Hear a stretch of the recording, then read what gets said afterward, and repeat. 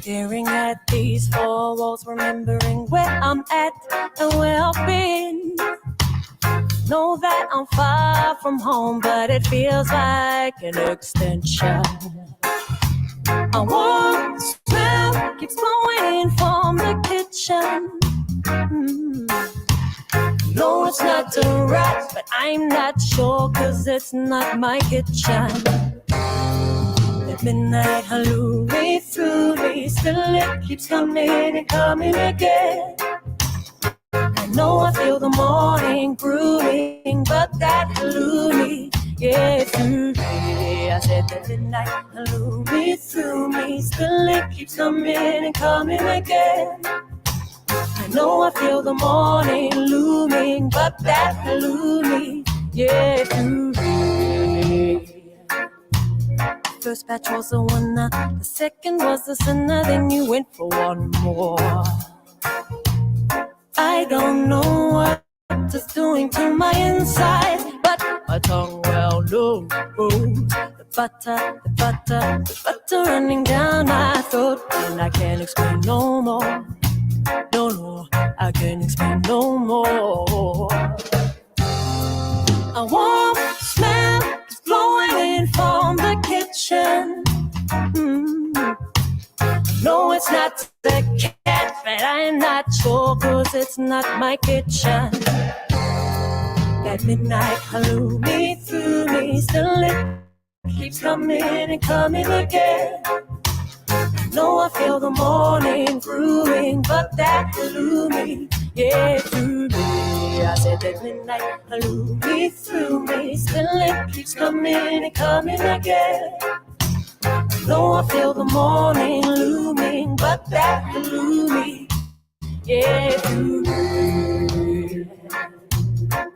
Tick tock, clock, going past midnight.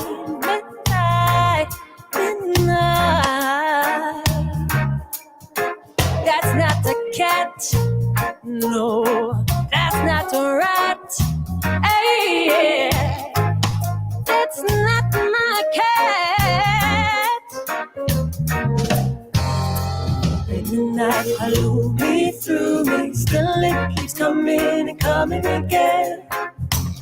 No, I feel the morning brewing, but that halloumi, yeah, through me. I said that midnight halloumi through me, still it keeps coming and coming again.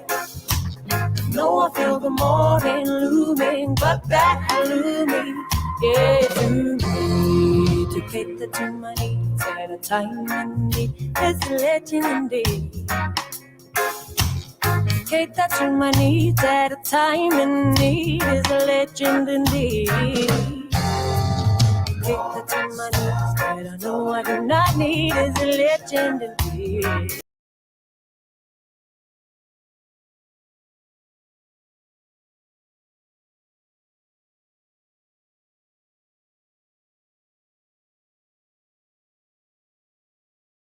This year's theme is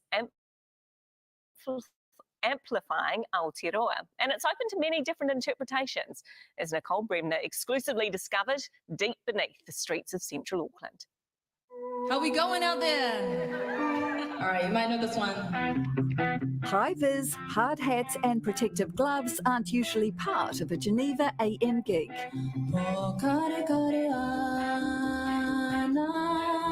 But this performance is anything but ordinary. The Kiwi singer trying out the acoustics 15 metres below Auckland in the heart of the city's under-construction rail link. We're in this beautiful big space with this high ceiling. There's still a lot of concrete and everything around, so I'm really looking forward to hearing the sort of the reverberance. Geneva AM has got an amazing voice, so I am looking forward to hearing that echoing through the halls.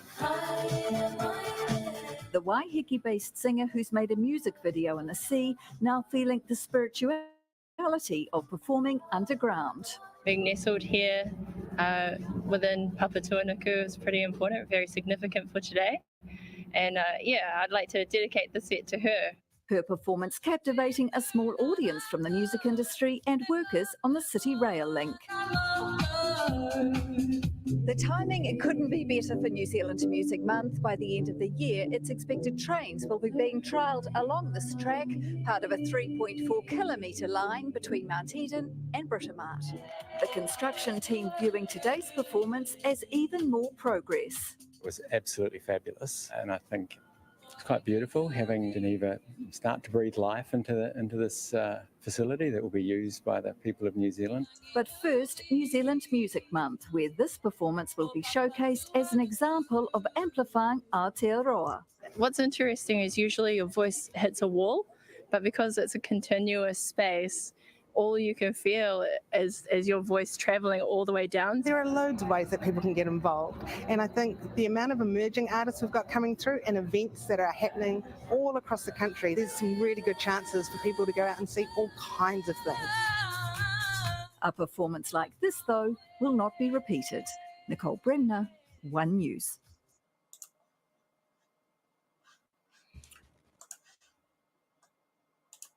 And we're live.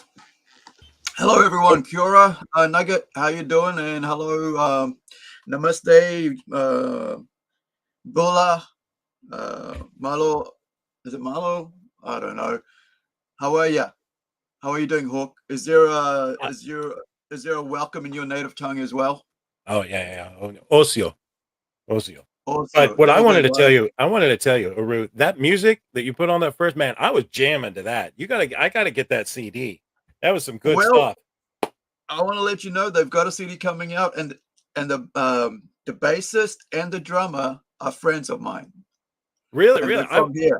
Hey, I want that CD. I was kicking to that pretty good, while I was waiting in the back room there. And I noticed that they kept popping up here that May is New Zealand Music Month. Yeah? Yeah, this month. Yeah. It was good. It was good. I like it. They called it the Crooked Cops. That's the name of the band. Yeah, and there was let me bring it up here. Where are we? Are they on the bribe? Is that what's good? Are they taking a bribe? Is that what's going on? The Crooked Cops? But, well, this one was generated by YouTube, but there is actually. They do have a Facebook page somewhere here. Here we go, and they're great.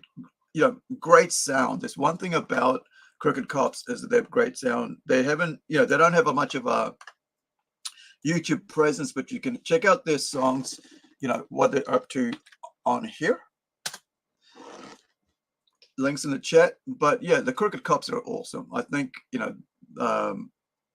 you're right. They have a great groovy sound. That's the sound of New Zealand when it comes to not the metal side, then when it comes to the get together, the barbecues, the hangouts, and then on the other side of that you have the hardcore punk, hardcore metal scene, and rap and hip hop and everything else. But that sound there is the sound of the Pacific, right? That smooth, gentle sound of New Zealand.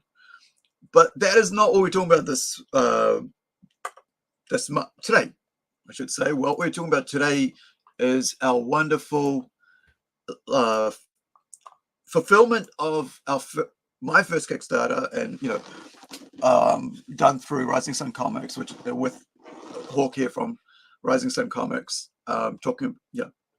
fulfilling that week, sending it all out to everybody across the world. So thank you everybody that backed us, and really, it was the first time we put it out. Didn't do a lot of pre-launch, and then spent months realizing that I should have just spent months doing pre-launch. So with that, we kind of came under, even though we did our thing, but so it kind of, made it a bit tough. But we got everything sorted, and with this one, next one coming up with which is Robot Nation, which we're going to discuss later. Show off some artwork that I haven't actually shown yet for the cover, and some colored pages because we've got a new colorist on this now. And so that's allowed us to go forward with Robot Nation. And so just got to get some quotes in and everything else for the printing, and then we can start launching at the end of the month. Now, I'm going to hand it over to Hawk to talk about, he's probably got some photos and stuff to share about this book. So take it away, Hawk. So first off, I wanted to say, and you know, because we jumped in this too early, happy 51st, Aru. 51. This guy is 51 years old. It looks like he's like 20. Come on now. Come on. It's the look. It's the Indian skin tones and stuff. It's the bones of the Indian culture, I guess. I don't know. Genes. Happy 51st, buddy. I know, I was pushing because I wanted to get this out, Right. I wanted this to be your birthday present. Like, hey, I got it done. So here we're gonna go. And this is my favorite. It's gonna be perfection, for you. Okay. Yeah. First off, I wanted to show you guys, I'm excited to get all the packages out to you. They're already in the mail. We made an update. If you have digital rewards, please go to the Kickstarter now. There's a link to your digital reward. You can download that right now. We didn't just give you a black and white copy. We give you a full color copy. We upgraded you. Sorry for the wait. We're going to talk about that here in a bit, but I want to show you all of the goodies in which you're getting, that you're getting in the mail. And I think you guys are going to be really excited and really pleased. So I've got them all setting here off to the side. And I'm gonna show these to you first, and then we're gonna get into it. You ready, Aru? Here we go. I'm gonna start off with this. Right? You haven't seen anything yet. He hasn't seen anything, people. Just hold on. He hasn't seen anything. I'm excited about this. You should be excited about this. I really thought about, like, when you said, hey, let's do a video and talk about what you've just done. I thought about doing like those Ronco Pilpo, commercial sort of things. Do you remember those? But wait. But wait, there's more. Right. Exactly. But wait, there's more. Yeah. Here we go. We're going to show you the first up. I want to show you is the poster. Boom. Oh wow, it's a card poster. It's card stock, dude. It's card stock. Check this out. It's not like I was a little worried about ordering it this thick. Come on, focus. Let's see if it'll focus. There it is. Oh, that is perfect. It's gorgeous. It's gorgeous, right? I mean, it's pretty good size. This is a big poster. I'm a big guy. Just so you guys know, I'm a big guy. This is a big poster. That's a James D. Hill.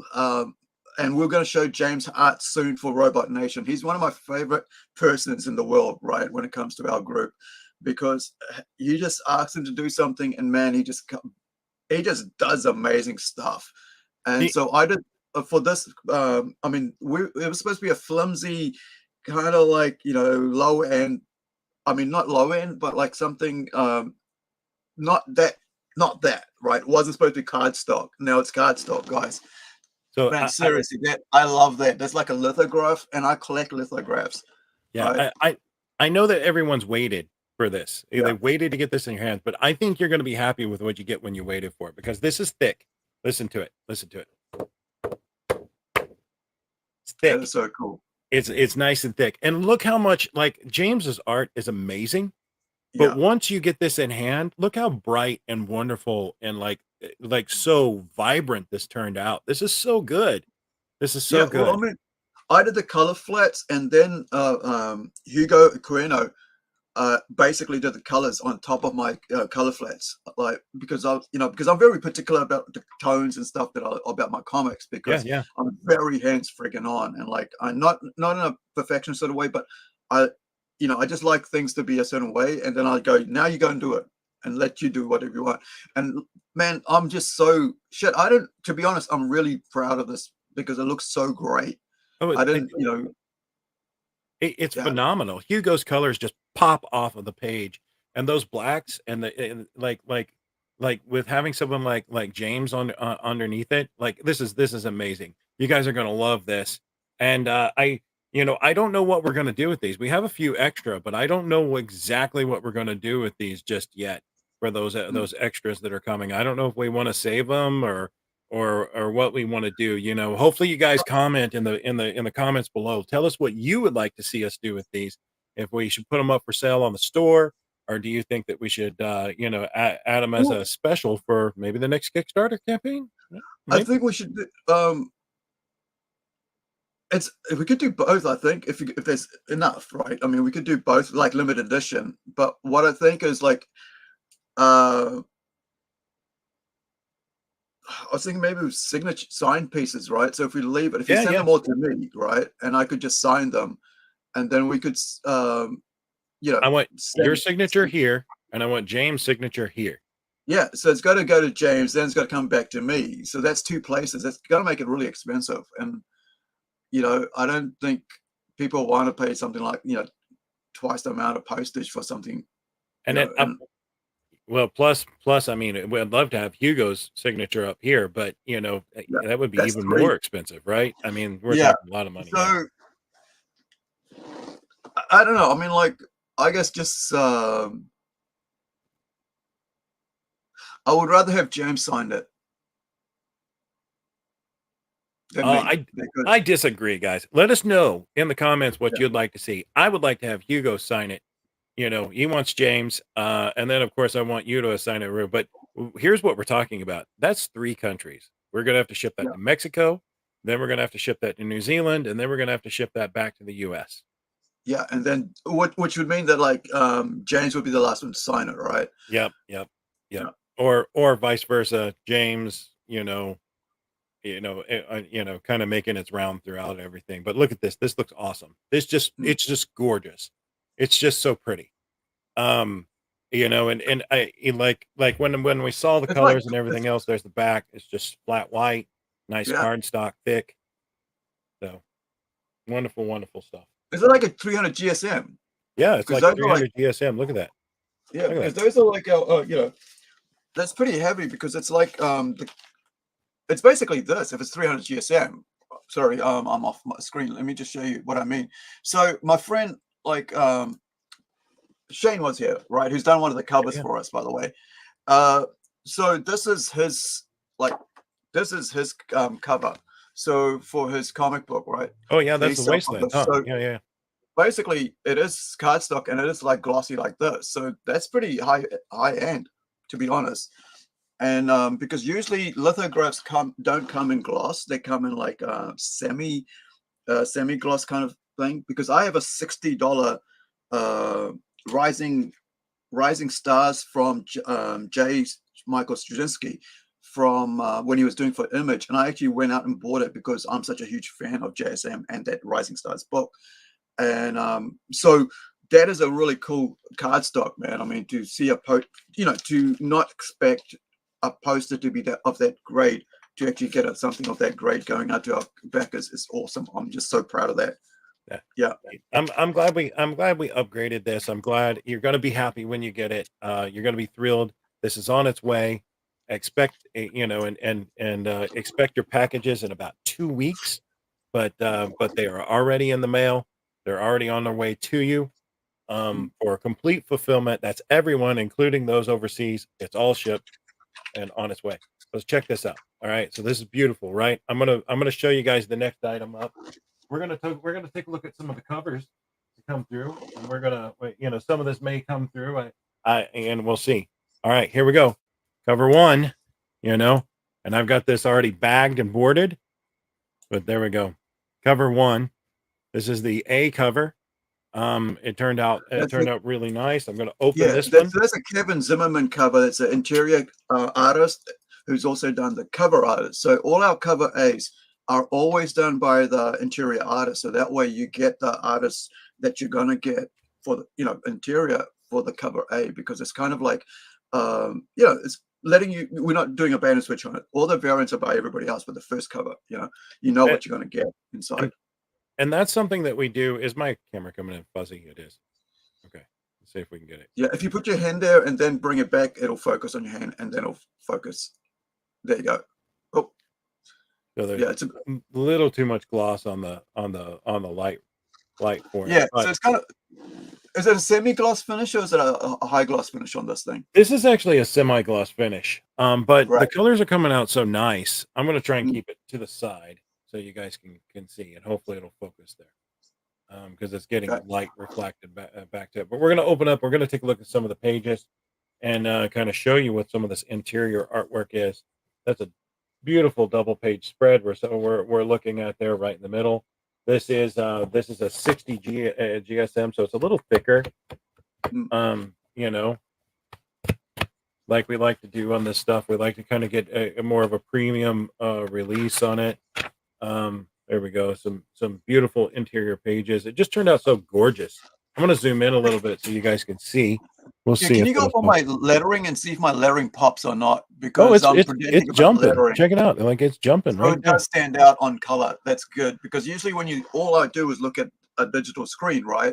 I'm not seeing it like in physical. So I always kind of worry if my if my lettering's a bit off. And you know, and I think that this book is really gorgeous. I mean, it is really, really gorgeous. You have these beautiful colors done by Hugo that are just that are so vibrant and so nice looking, and it's a beautiful contrast, right? So we have this this monotone scene, and we have a very muted color palette here, and then we go boom right there on the next page, and it's vibrant and it's bright like it's supposed to be, and it's jumping out at you. And it's just so gorgeous. He does such a beautiful job. Everyone did a wonderful job on this book. And here you can see it in hand, ready to go. It's like a publisher doing a review at the moment, but it is really good, right? It's really, really good stuff. So look at that. Look at that. Look at that page. Oh man, it's just so good. Look at that. Gorgeous, gorgeous. Don't show the last page.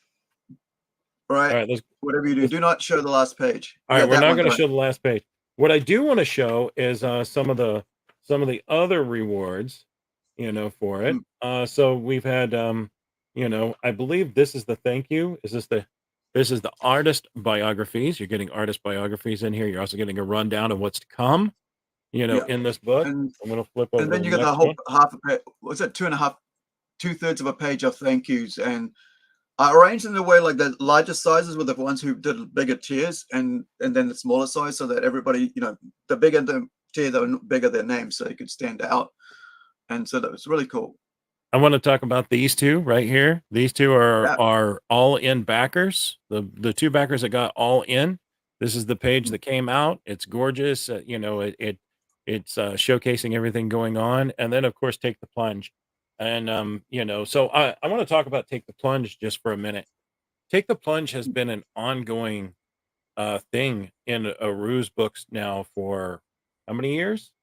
We're talking quite a while now. I think we've done it for about 6 years now. Oh, it's more than 6. Way more than 6. Yeah, so I mean, it's yeah, I think it might have been more than 6. It's been like 2010, I think, when we started doing it. Like, this is way back. You know, with comics, like people think like I just started doing comics recently, but I mean, my whole dream has been like to do it since 2007. It's just I've had issues, and then but we've had, you know, artists come and go, and then now we've got a solid team of artists. But Take the Plunge just basically tells you where we're going to head, you know, or where we're hoping to head, and show you some artwork, and hope that you'll be on board for that. You know, and I've gotten to a point where I structure the comics like cover, credits, intro, and then at the back is like, you know, thank you, artist bio, backers, and then backup, you know, information about, you know, further artwork, and then Take the Plunge, and a couple of pages of our comic books advertising from other comics that Rising Sun does, and that way it's just, you know exactly it's one of our books as soon as you get it. It's like I said, right, we do premium covers because with Rising Sun we don't have $1 billion backing us to, you know, be put out a whole bunch of stuff. So we just go, well, how do we compete with that? We do premium covers, like just like, I mean, like the one I showed you here, you know, even with like this one here with Shane, with Jason Lenny from New Zealand Comics, right? Premium covers, because that way your art in here is valued, right? It's protected, and your cover isn't going to be easily scratched or smudged or something like that, and the ink's not going to come off. And so that's what I love about what we do with Rising Sun, is that, you know, we, you know, we give you something special straight away. You pick it up, go, oh wow, what? You're not like, oh, it's flimsy, you know, it's going to get bent, it's going to get twisted, it's going to earmarked, and like, I hate that in a comic book. So with our one, we really push the whole quality, and as an indie creator, right, I want to be able to push quality, I mean, I had to get this whole comic redone because I wasn't happy with my quality. Yeah, this comic actually got completely redone. There's a digital version that was a precursor to this, and Which is this one here. that one right there is a precursor to this book that we're talking about now. Yeah, not in color. You know? So I wasn't happy with this. I paid to get this done myself, and I wasn't happy. And then, you know, that's why I went to Kickstarter with that, and full color. And full color, all the goodies, man. Full color, and you guys see the quality is amazing. I mean, I think this is a win, you know, as far as what we've produced. So next up, we've got the Virgin cover A. This is actually our cover B, but this is the Virgin cover. So Virgin just means no lettering. For those of you that are new at it, no lettering, nothing on it. We're straight up just the art. This is just the art. You know, the book on the interior is the same. The cover is different. You know, this is one that you can hang on your wall, so you can kind of show off the artwork and show off what's going on here. So this is our Virgin B cover. It's exactly the same as the A cover, just without the lettering. So for those of you that don't know, you know, there they are side by side. You know, for those of you that have been in comics for a long time, you know what a Virgin is. For those of you that don't, this is what it is, and this is our B cover. So it's exactly the same artwork, you know, on it. There's no difference between the two. It's not, you know, it's exactly the same artwork, and just one is Virgin and Protected. Like if I were going to get one signed, I would want the Virgin one signed if it were me. Like I would want the Virgin signed, I think. But there we go. That is the Virgin and the A and the B cover right there. And now we're going to move up to the next one, and we're going to talk about. Do you still have that book in hand that you just put down, Aru? Pull that up. Oh yeah, you mean Shane's work? Yeah, Shane's work. We're going to talk about Shane's work. Yeah, I had Shane. Shane came over yesterday for my birthday, right? So he brought me a whole bunch of toys because he knows I'm a huge fan of Star Trek. I want you to hold that up. So, check this out. Look at the colors. Look at the color difference on this. Like I compared them yesterday. Like I compared them. Look at the color difference on this thing. Like this thing is like pop, right? You know, the colors are brighter. Like you know. So here we go. This is Shane. Bring it closer. Evans. Huh? Bring it closer. Is that a gloss finish? Because this is like a matte finish. This is a gloss finish. Yeah. Right. This is semi-gloss. It's semi-gloss. Shiny. I'm trying not to turn it directly to the camera because it'll blend out, because it's also in a backer and a board at the moment. Yeah. Same interiors, but there we go. INCREDI-GIRL. So the one Aru is holding was very low printed run of the original artwork. Very, very low. They were more like test copies. I think it was only like 10. We did about, like I think I did about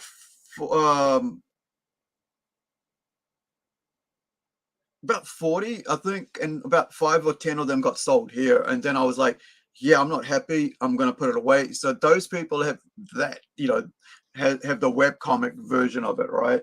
But I'm just, you know, I think this is something that I'm really keen on, is to like make sure, like there's this thing standard, like, you know, everybody's kind of like quality and all that, like I can't compete with the mainstream, and I'm like, yeah, I want to compete with the mainstream quality, right? That's why I put my one aside and went, let's go get a colorist, get a better artist, and let's go put the work in.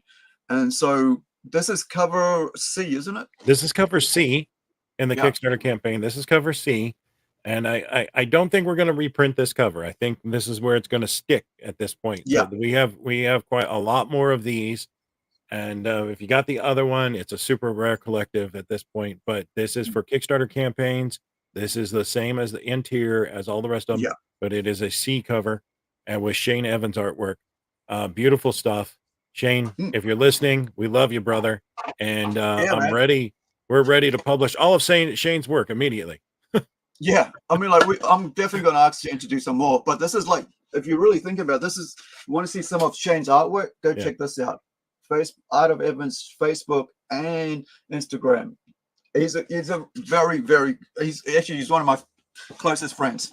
And so, you know, we got to share a beer last night, and his birthday's in about 20 days or something. So we're going to go to movies and have more beer. But he's someone, like, as an artist, one of the longest people I've known as an artist, because I've lost a couple friends to, passed on. And he's someone that was part of the art school when I went to art school way back in 1990s, right? 94. And he was with me at the comic shop. He was with me trying to teach people how to do comics. And, that's why it's and help me, do this, like redesign INCREDI-GIRL with me and everything after all these years. And I value him so much. And for him to do work for me, work for the comic is just awesome. We've got so much more, right? And but yeah, I'm just so glad. I'm gonna have to give him a couple pieces of that. So hopefully you've got some coming for me, right? I've got some extras for you. Your package didn't ship out, but everyone else's did. Right. Okay. Yeah, we're gonna have to get some out. But thank you, man. Like, I'm just so The Shane Evans C out of cover. Evans. No, because this is the way I like to do it. If these go on the website, go get these signed. Shane Evans Virgin D cover. This is the one that I would have signed, because it's all about the artwork, right? This is all about Shane's beautiful artwork. This is the one you need to get signed. So if they go up for sale on our website, you guys should grab this and be like, hey, I want Shane to sign it. Maybe we could figure out, some way to get these, in their hands. Well, here's what we could do is, like, chuck me a whole bunch of them. Okay. And what I'll do is for our next, like, number 2, when number 2 comes out, which probably be another 6 months, right? When number 2 comes out, we'll add it to the tier, like the signed copy.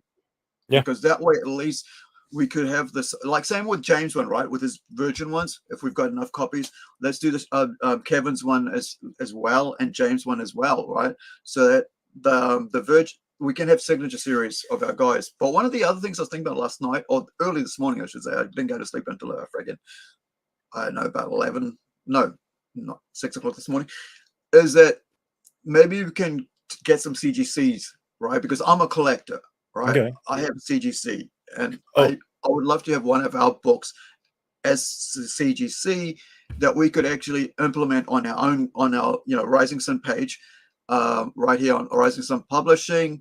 You guys could check that out, and later and our shop, and you can see what we can do that, and you could actually look at not just our book, right? Like, there's so much freaking amazing talent in Rising Sun Comics, and also the studios that are part of Rising Sun. Yeah. That you could go check out, and like really go check out, and later, once we finished here, to see what quality of comics we're putting out as an independent comic book small press company with Rising Sun, right? It's not like we're the only ones, right?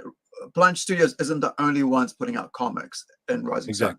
Right, there's a link there. So if you go check it out, there's so much amazing talent that have already got their comics there. There's graphic novels there. There's single issues, and this is why I always talk about it, right? Because I think a lot of people are going, "Oh, there's nothing good in the mainstream." I said, "Oh, well, why don't you freaking go to the independents? Come to Rising Sun Comics. Right, go so independent.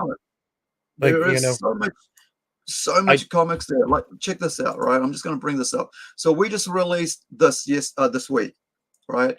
This is an introductory offer to The Tortoise, which is a manga that we're doing. We've got a new artist on it. So we got preliminary artist who did the first, Levi, who did the first issue. So we've got his first comic, artwork in there, the entire issue, and then we put a couple more pages extra with our new artist, who is Tomas. And if you're watching, Tomas, man, like, let me know, because we're going to put your when we do our Robot Nation, I would love to have you talk about your cover for that book, as well as G-Spot. If you just come and hang out with us and talk about artwork.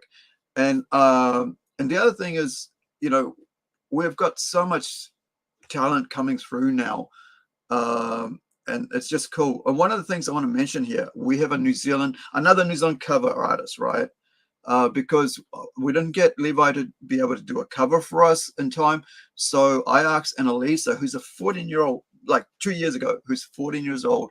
I asked if she would do it because she's a local manga artist, you know, Kiwi, who's just, that's her thing. She enjoys doing that. That's her art style. So I got her to do a cover for us, and this is her cover as a way of encouragement. I didn't get to do anything else because it's a mature comic book. Had discussions with the parent. Yeah, said, yeah. "Hey, I wanted to point that out. We did have Yeah. discussions with her parents before you know, letting them know that what this was for and Yeah. all of that jazz. You know, but so that's pretty amazing to be 14 and on a cover. You know, Yeah, to well, have a that's cover. because I just like to That's work. something. You know, she might not be able to read it till she's 20, but hey, you know. Yeah, well, it's not so heavy that way. I mean, in New Zealand, you can read it about 17, Okay, right? So okay. next year she'll be able to read it when we're in print, right? But the thing here is that it's not such a it's not so graphic. It's just like because I know the content of the story and where we're heading with it. I just didn't want, because you know, I don't want her to. When I found out she was 14, because I don't know, I thought she was 18, because she's very tall. And you know, she's actually probably just as tall as me. And I'm like, and her dad goes, "Oh yeah, well, she's only 14." I'm like, "Oh, dude, I didn't know, man." But like, here, let's have a discussion with me and you. And so we did. I said, "Look, I would, even though here's some artwork. These are the characters. Can you do some artwork for?" Because I do want to encourage young people. And the way we actually got to see Annalisa's work was that her dad and her mum approached me about having her have a stall at our convention, Plunge convention, right? Which Rising Sun also does. And talking about who, we have Andrade. Well, hey, look who it is. Oh, I should say Louise. I saw Andrade first, sorry, but yeah. Well, the reason I'm saying Hello. Andrade, because if you guys know, Andrade is a AEW wrestler, right? So there's I know. So Hawk, you know, you guys both know each other, but yeah. So we're going to be talking about Robot Nation next, which Louise is doing 2 covers for. It's a variant cover, which you're not going to talk about the other one. There's another variant cover that we are going to talk about, because there's a secret cover. Before we move on, I want to talk about this, okay? I want to, before you jump off of this, let's talk just one more second. So, oh, that's right, the artwork. Louise, Hold on. Aru, think about this just for a second. If you were 14 and you got to do a cover on a comic book released by any press studio, think about that. That is crazy good. You know, that's wonderful that you get a cover at 14. That's really, really awesome stuff. And I want to be clear for those listening, we normally don't do that. This was a very, very special case, and we get a lot of people wanting to work that are underage, and usually we tell them, no, this is a very special case. I think the difference here is that Aru was able to speak with the dad and the mom and make sure that everything was okay and everything got squared away, and then it was okay to do, right? You know, otherwise we wouldn't have done that. Wait, so but 14 with a cover, 14, right? And this is a very special person as well. This is someone very dedicated, extremely committed. We're going to have a booth and wants to go out and have their own booth at 14, showcasing their comic artwork. Yeah. Well, she was doing badges, and she was doing badges for me. I think I've got them somewhere here, but like, because I collect badges, right? It's one thing I do. This is not the one, but like one thing I do love pins and badges and stuff. I've got rows and rows of them. So we had like extra posters were printed up, and I went over to her because she had the machine and sitting there with her dad and her artwork, and I said, hey, here's all this extra pages, right? Color posters, like just cut them up and use them for free. I'm not going to charge you. And she started, you know, she said, here's a couple for you, and I said, thank you, that's all, don't need to give me any more. And then she started selling them right there and then. This is like, that's what I realized. I mean, like, this is someone who's dedicated to her art, who's dedicated to business, and that's something I want to encourage. Then that's when I turned around and thought, like, hey, what if I, you know, encourage it further by saying, do a work for me? And I actually paid for this, right? It's not free. I actually went out and said, how much would you charge me for it? And we, you know, and she said this, and I said, fine. Yeah. and very important. That's a very rare case that we would do such a thing, but there it is. Okay. But I didn't know about that. The person who did this is 14. Is that it? Yeah. Right? 14. Whoa. It's crazy. Yeah, it's crazy. Yeah.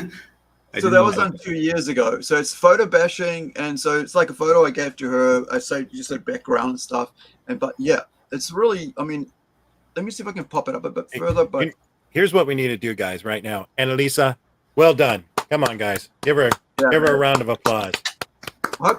Good job. I'll send her this a clip of the video, because we want to look at some mature stuff. So I'll just send this part of it for her. But it's just so. Because of what we do as in our community here with our convention, is that we want to encourage art and literature at a young age, right? And so that for the last 5 years, with Rising Sun backing and our community backing and artists like Shane, who we've just talked about, Art of Evans, backing and helping part of that, has really helped us to be a part of the community in the art sense, not just in the like merchandising commercial sense, but really forcing the artistic and literature sense. It took me about 2 years to get to that, to realize, I don't want to just make this about money.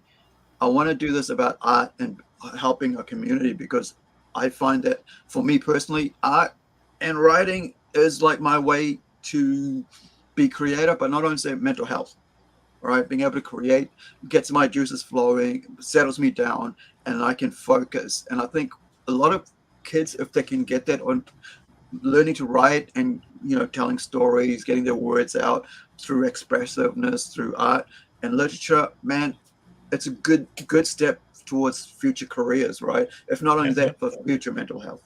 Yeah, and it's a wonderful outcome, in all regards. That we were talking, are we gonna? Oh, do you got more to? I was just gonna say, Louise, right? Since we got Louise, this is Louise's artwork. That's right. Sorry, Thomas. I was sorry, Thomas. Yeah. Have I still got you? That's Thomas did this. Yeah. Yeah. So do you want to say, you're currently working on this? We're up to about page 18 or something, all right? Because you did a few pages for, you did a couple pages for issue 1, but you're up to what, page 15 for issue 2? Wait, is that for me? Yeah. Sorry, can you repeat the question? Sorry, I just now inking page 6 here while you're sharing. Oh, yeah. Are you up to page 16? Yeah. Well, you mean about Robot Nation? No. For the tortoise. I'm getting confused here. My bad. Yeah, I apologize. I'm sorry, guys. I apologize. It's all right. Louise is working on Robot Nation. Go Thomas back to Robot Nation. Take us to Robot Nation. We want the Robot Nation. Robot Nation. Come on, take us back. Yeah, I'll take you guys back. I'm sorry, my bad. Take me back. I want Robot Nation. I didn't sleep well last night, and my brains. This morning, I should say. And I'm going to call it out. Robot Nation. There we go. So Louise is working on this book here, which we're going to be setting up soon. And I'll show. No, sorry.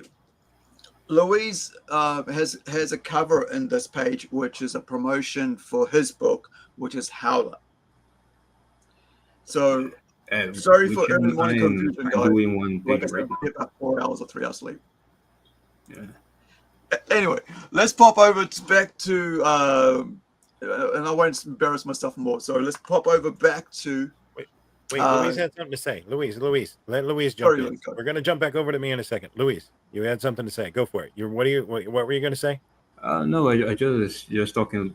I mean, like we were talking about Holland, that there will be a cover.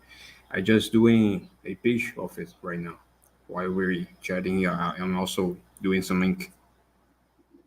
Artwork and a show right here. Louise is inking and he's working on the cover right now. So as we're talking. Yeah. So if you guys want to, I can share it. Oh yeah. Yeah, man. Oh yeah. You're not gonna. Yeah. Don't leave us hanging, man. Come on. Don't leave us Yeah. hanging. Let me share the screen here. This is a first right here on Plungecast. You're seeing the very first of Howler coming out at you live, done by Lewis right now. Right now. Yeah. So basically, like, I get a page, I do the lettering, and I send it back, and then he does then he, we get like I've been sharing pencil pages. I think I did one the other day from Tomas, and then Louise. This is Louise's work here, right? Yeah. Here's the full page here, and I'm actually right now I'm just doing the house here. You do, as you can see, I'm doing the trees. Yeah. Yeah. Yeah, this pretty is cool. like I put up a couple of this on my the pencils of this Oh, yeah, on the- Facebook the other day. So Yeah, that's, I it's yeah, great I to see did that send ink. you. Mm. Yes. Let me just show the pencil. And that's some nice ink work. Check out the feathering and the blocking in that hair. Flip that back on in that panel 1. Let's check this out. Let's go to panel 1, Luis. Panel 1. Now, see, here's the pencils. They're good looking pencils. We've got there's a lot to see. Now flip on those inks, buddy. Flip them on. Check this out. Magic. Ooh, Yeah. perfection. Yeah. It's not totally finished yet. The ink here. I just need some details about the car here. The corner, also the seats. I'm probably I think about doing some gradient right there. This effect that I do with the pencil. I will try to translate it to the ink. That you can see here. Oh, nice. Yeah, and I also need to finish the back here of the window, because the window of this car of this character is like it's covered with this. I don't I don't know how to call it now. I don't remember the name for this, but This is mean, what's thing's car called? Well, it looks like things that went down in what's my the Rambler couple? as a young man, but we No, won't no, get no, into no. that. It's a where is it? I've bought enough of them to know what they are, but like it's one of these. What is this? That is a Mustang. That is you go, actually a friggin' Mustang. 65 Mustang or a 64 Mustang. That is a Mustang. Yeah. yep. That is. I mean, that is I will open a other page I made, then you can see better the car. Yeah. Let me that see here. the Mustang is so American that it Yeah. it practically has Trump hair. So the thing about this is with one of the characters, we vehicles are her form of travel, and so the cars and are very important to the story in that sense. And so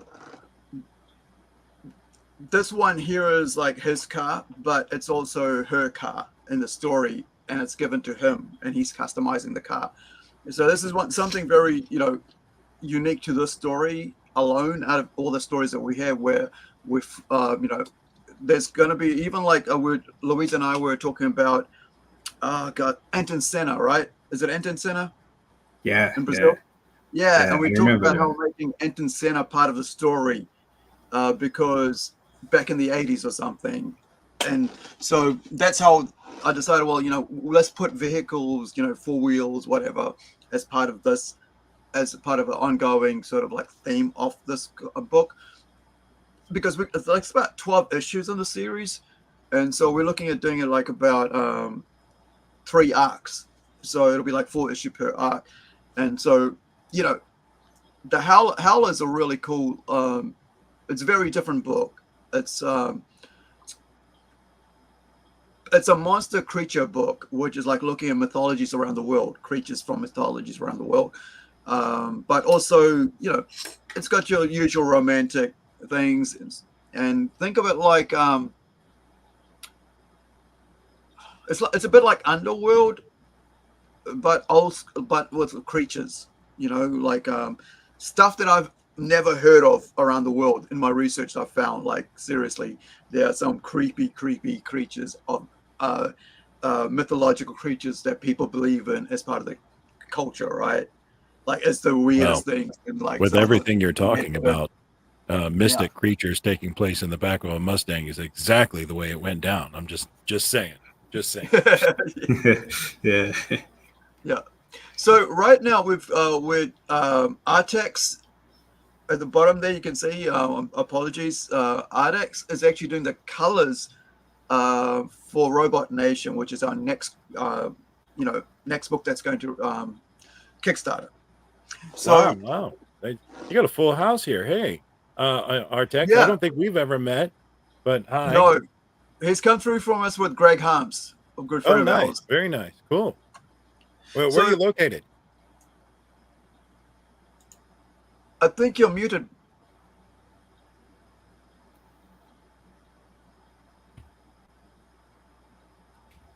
Oh, Now no. he's muted. Now he's not. No, muted. now you're good. Yeah, your volume must be down. Yeah, We're Yeah, not you're- picking you there's up. muted a now. issue with the. But I can Might be read. right I to the can mic. read. Is your mic in? I can read lips, and I can translate for you if you like. Well, that's a uncommon skill. Yeah. Well, while he's doing that, do you want to show something else, Hawk? Yeah, we're going While to he talk gets about it. on So we were talking about this D cover done by Shane Evans right now. You were talking about having them professionally done, right? You were talking about having them graded. Well, guess what? We know someone that's now doing pressing comics and can have them graded for us. So it's a great segue. So jump in, Aru. Tell us all about it. Come on. Well, as you guys know, and Nathaniel, who's in the chat right now, who's starting to get back into comics, and he's a collector of toys and sneakers, and he's a vinyl collector. We had a discussion about this on with Stuart Blackwater from Big Stu. 1.1 gigawatts. 1.21 Like, gigawatts. Let me do his ad because I love this. Okay. We got to throw in We the get ad. this out. It's ad time. 1.21 gigawatts. That is the name of my store. It's also the amount of electricity needed for time travel. And that's how you're going to feel when you step into my store. You're going to feel like you step back into 1985. My store is all about the comics, toys, and nostalgia. If you have that nostalgia itch that needs to be scratched, come to my store. It's on 601 North Main Street, Borger, Texas. Again, I am 1.21 gigawatts, comics, toys, and nostalgia.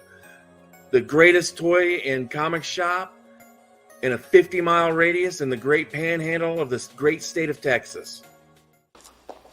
1.21 gigawatts. There you go. I didn't have to say anything. But yeah, what we do is, like, every second Sunday now, we're basically we've got a toy collecting unboxing show with Stuart, because of course he owns a store with toy collecting, right? But so he's now getting someone and they're going to get into cleaning and pressing of comics over there in Texas, Borgia, right? Or Borga, right? And so if you're watching from over in America or around that area, and have a comic book and want to get graded, something like that, or get cleaned up, because I've got a couple I showed the other day that, like, I would love to get cleaned up, get the stickers off, get the grade up, because, like, you don't want, like, comics with writing and stuff on it that can possibly get cleaned up or get muted a bit more. But comics, there is the reading side, then there is, like, the everybody else, think about, or not. Then there's the actual high-end side, which is the grading side. And, like, this week I bought myself a 9.8, 9.6, 9.8, probably a 9.8 raw version of Hellblazer #1 from over 30 odd years ago. And so for me, I would love to see that graded. But then also, I'm not a person who I just love being able to open it up whenever I want. But also, I love graded ones because then you can go, hey, look, you know. So yeah, it's great. I mean, like, yeah, if we can get him to, you know, chuck those as a graded, it'll be awesome. And we can offer that up on our, you know, on as part of our website, right? At on Rising Sun Publishing, as well as on our ongoing Kickstarters, because people go, okay, you know, I would love to, you know, check it out, and we'll see how it goes. I mean, it's, if the interest is there, we'll put it up. But yeah, at least one.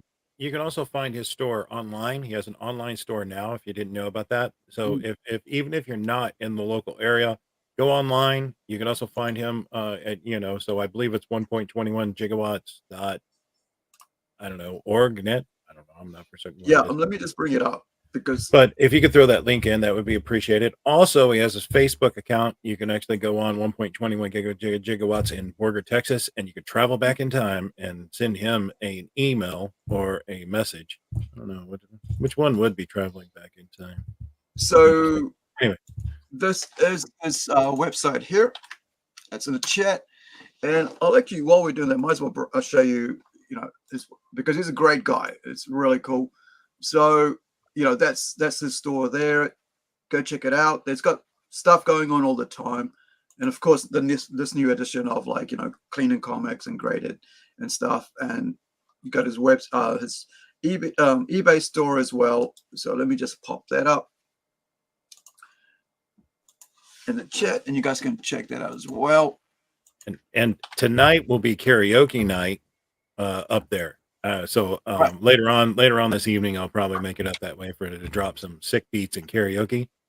So my list set, if you guys want to know, is Guar, The Little Mermaid. I'm trying to keep it interesting, you know, guys. Come on now. I see those looks and stares. Jeez. So let's get back to the comics then. So Artex, were you able to get some volume on yours, or?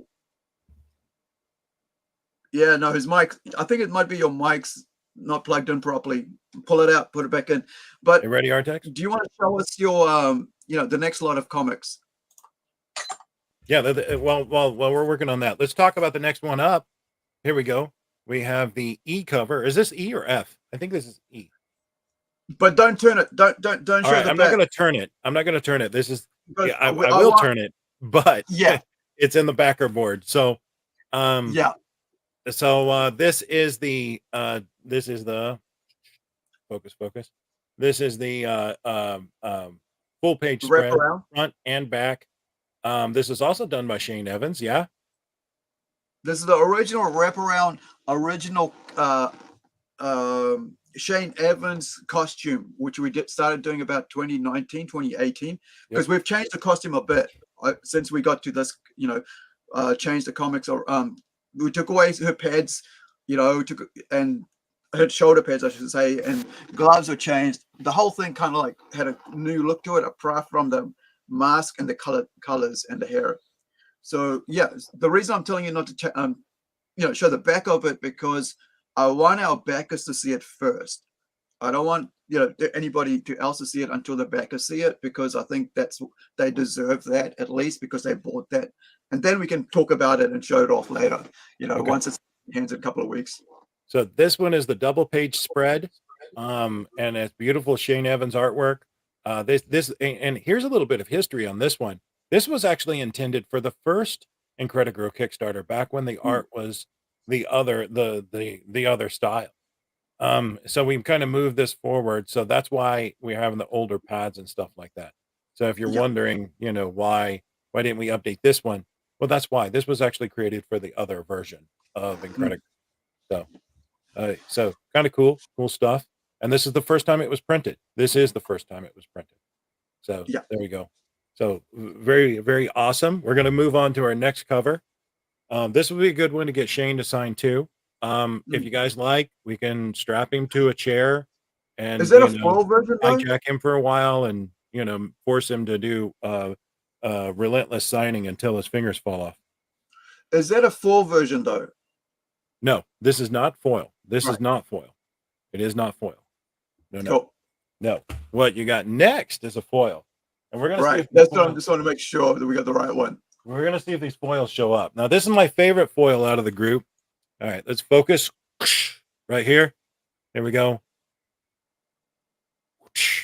Check that out. Oh, that took me so forever to do. Look at that, guys. Yeah. I think the foil's coming through. Check that out. It looks so good. Like because Stu, I hand delivered Stu's Kickstarter rewards to him, and it's on the label too. It's so gorgeous, right? So gorgeous. It just worked out so well. You know, and you know, this is my favorite foil out of the group. It's just so focused. It just looks great.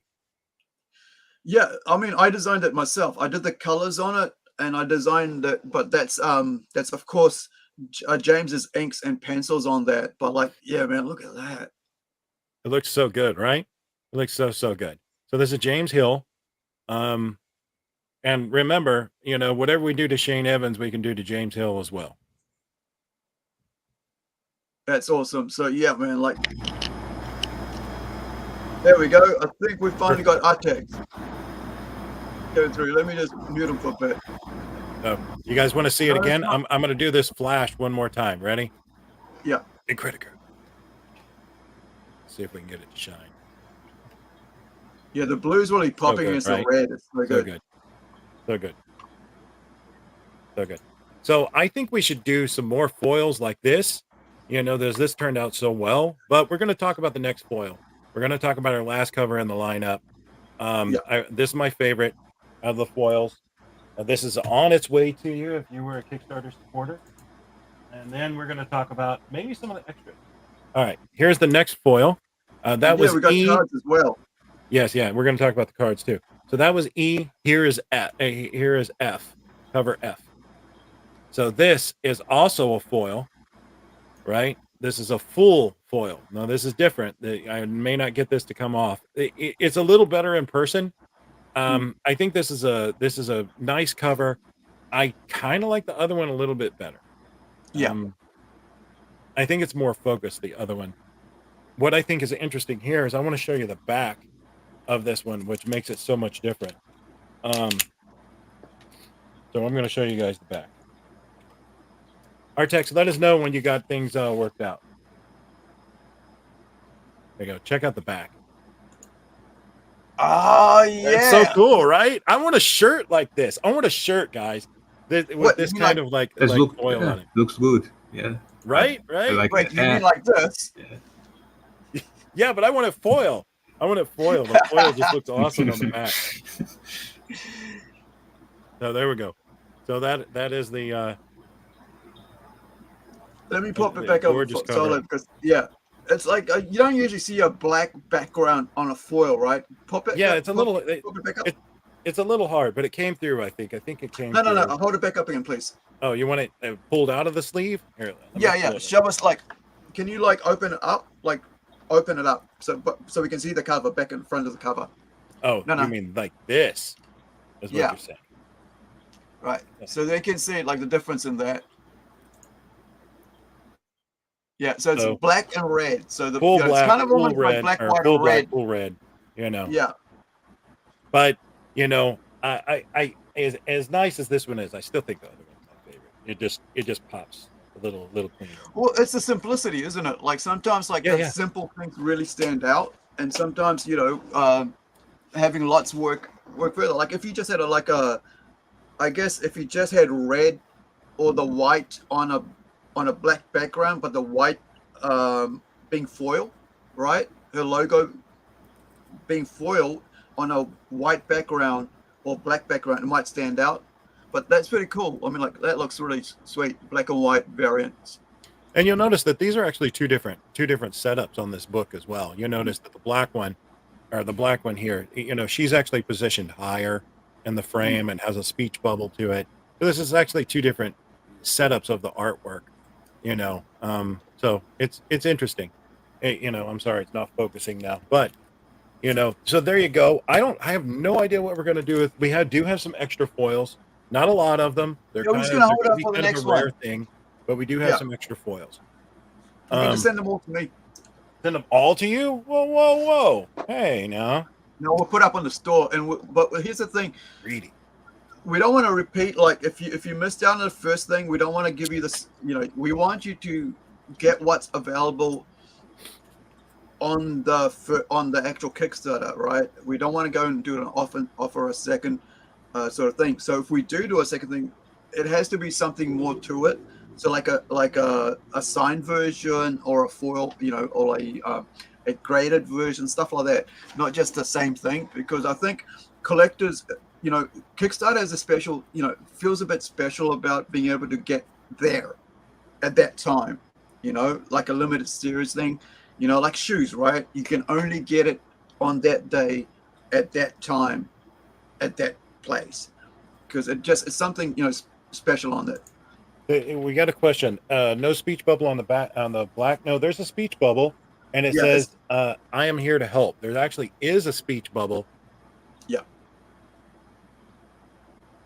So there is a speech bubble. There's a speech bubble on the white one as well, but it you know, she's positioned different, and it says something different. So, Yeah, that's the because the artwork was for a poster, and then I used that for the cover because I loved it so much, and we did a poster out of it because it was for a Plunge convention. So it's got this like Plunge convention on it. That's what it was for. Thank you, Nathan. Thank you, Nathaniel. We appreciate it. All right, here we go. We're gonna show you the next item. This was part of one of the tiers that you could get in on. So we're gonna show you that we actually have INCREDI-GIRL cards. Let's see, focus, camera. So INCREDI-GIRL cards from the Plunge universe. So this is the first up card. When we flip that over, and we've got details on the back, some stuff that you can kind of read about her power sets and a little bit of stuff. And this is probably going to be something we're going to do ongoing. So if you keep backing our Kickstarter campaigns, you're probably going to get a full deck of these cards eventually. Can you come back in with closer? I want to get a bit more detail. So the thing about these cards is, like, you find out about certain powers that you don't, you know, that you won't know unless you get the cards. And so we basically end up giving all these free to everybody who backed us, right? No, not these. No, not this. Which was a free one? We'll get to the free one. We'll get to the free okay, cool. So we had carded. There was 3 of them, right? 3 sets that were done as part of a tier. So this was part of. This was part of a tier reward. If you got past a certain tier order, then you got the cards with your tier set. So here the cards are the kind of the breakdown. So that's the first card. Here is Nano is up next. So that was INCREDI-GIRL. Then we got Nano. Now these were all done by who did this artwork? Kevin Zimmerman, the interior artist. And then who did the coloring? The colors, I think he did it himself. Oh, he did. Yeah, okay, I thought it was Hugo. I thought it was. Yeah, I think Kevin did it himself, if I remember right. There you go. Kind of the back of it. So that's Nano. If you know, to check it out, it's Nano. And then we're going to show the next one here, the Templeton twins.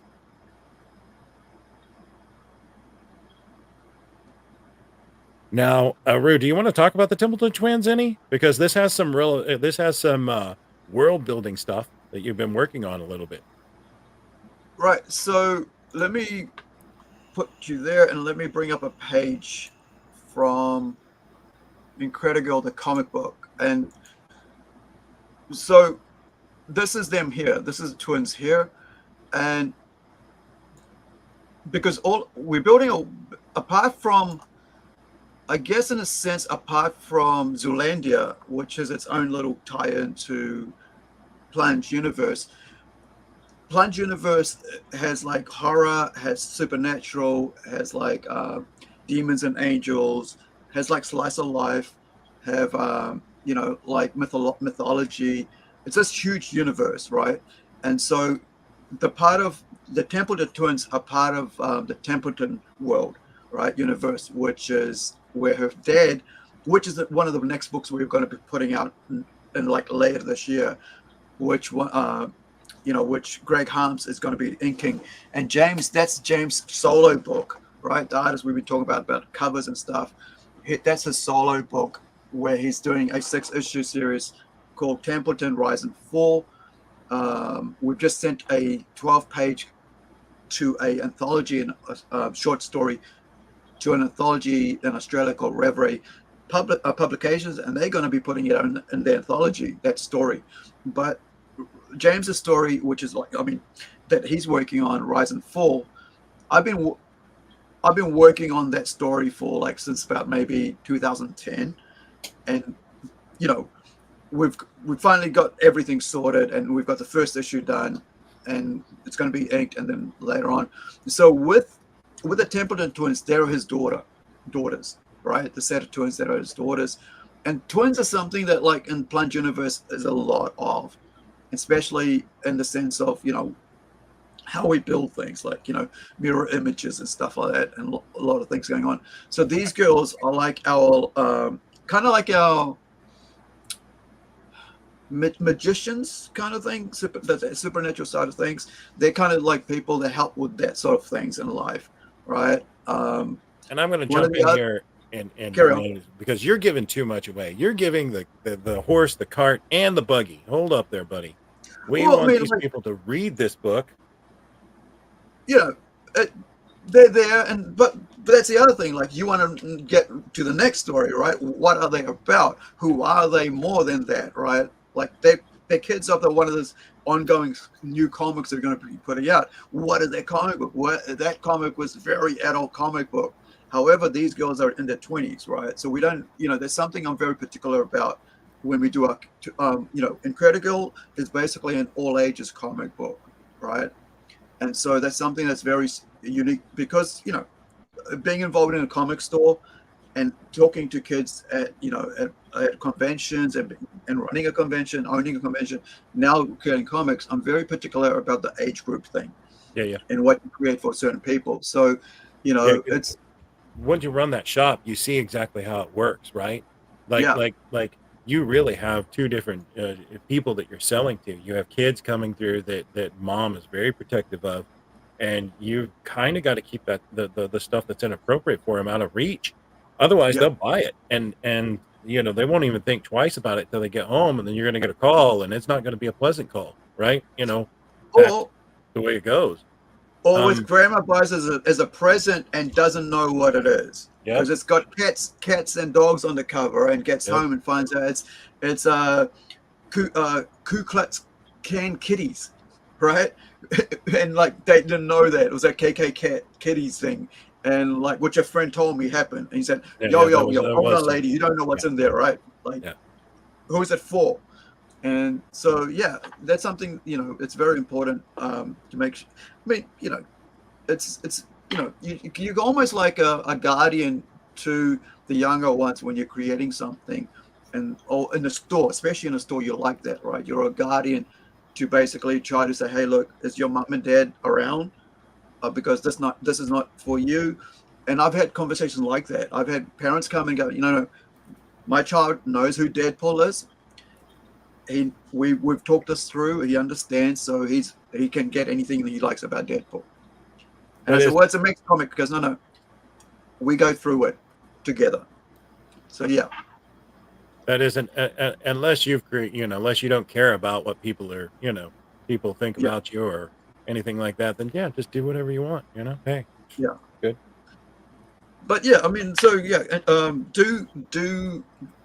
do go follow our, I should put that link there. Do go follow our mature content Kickstarter page, because of course we're going to be putting out Robot Nation soon, and which is being worked on, but colored by iText. But you got the other. We almost finished with the trading cards, so let's pop up the last of the trading cards. And we're going to jump back with one more. Okay, so in the Kickstarter campaign, we were able to get over our funding, and we were able to unlock 2 tiers, right? We unlocked 2 tiers.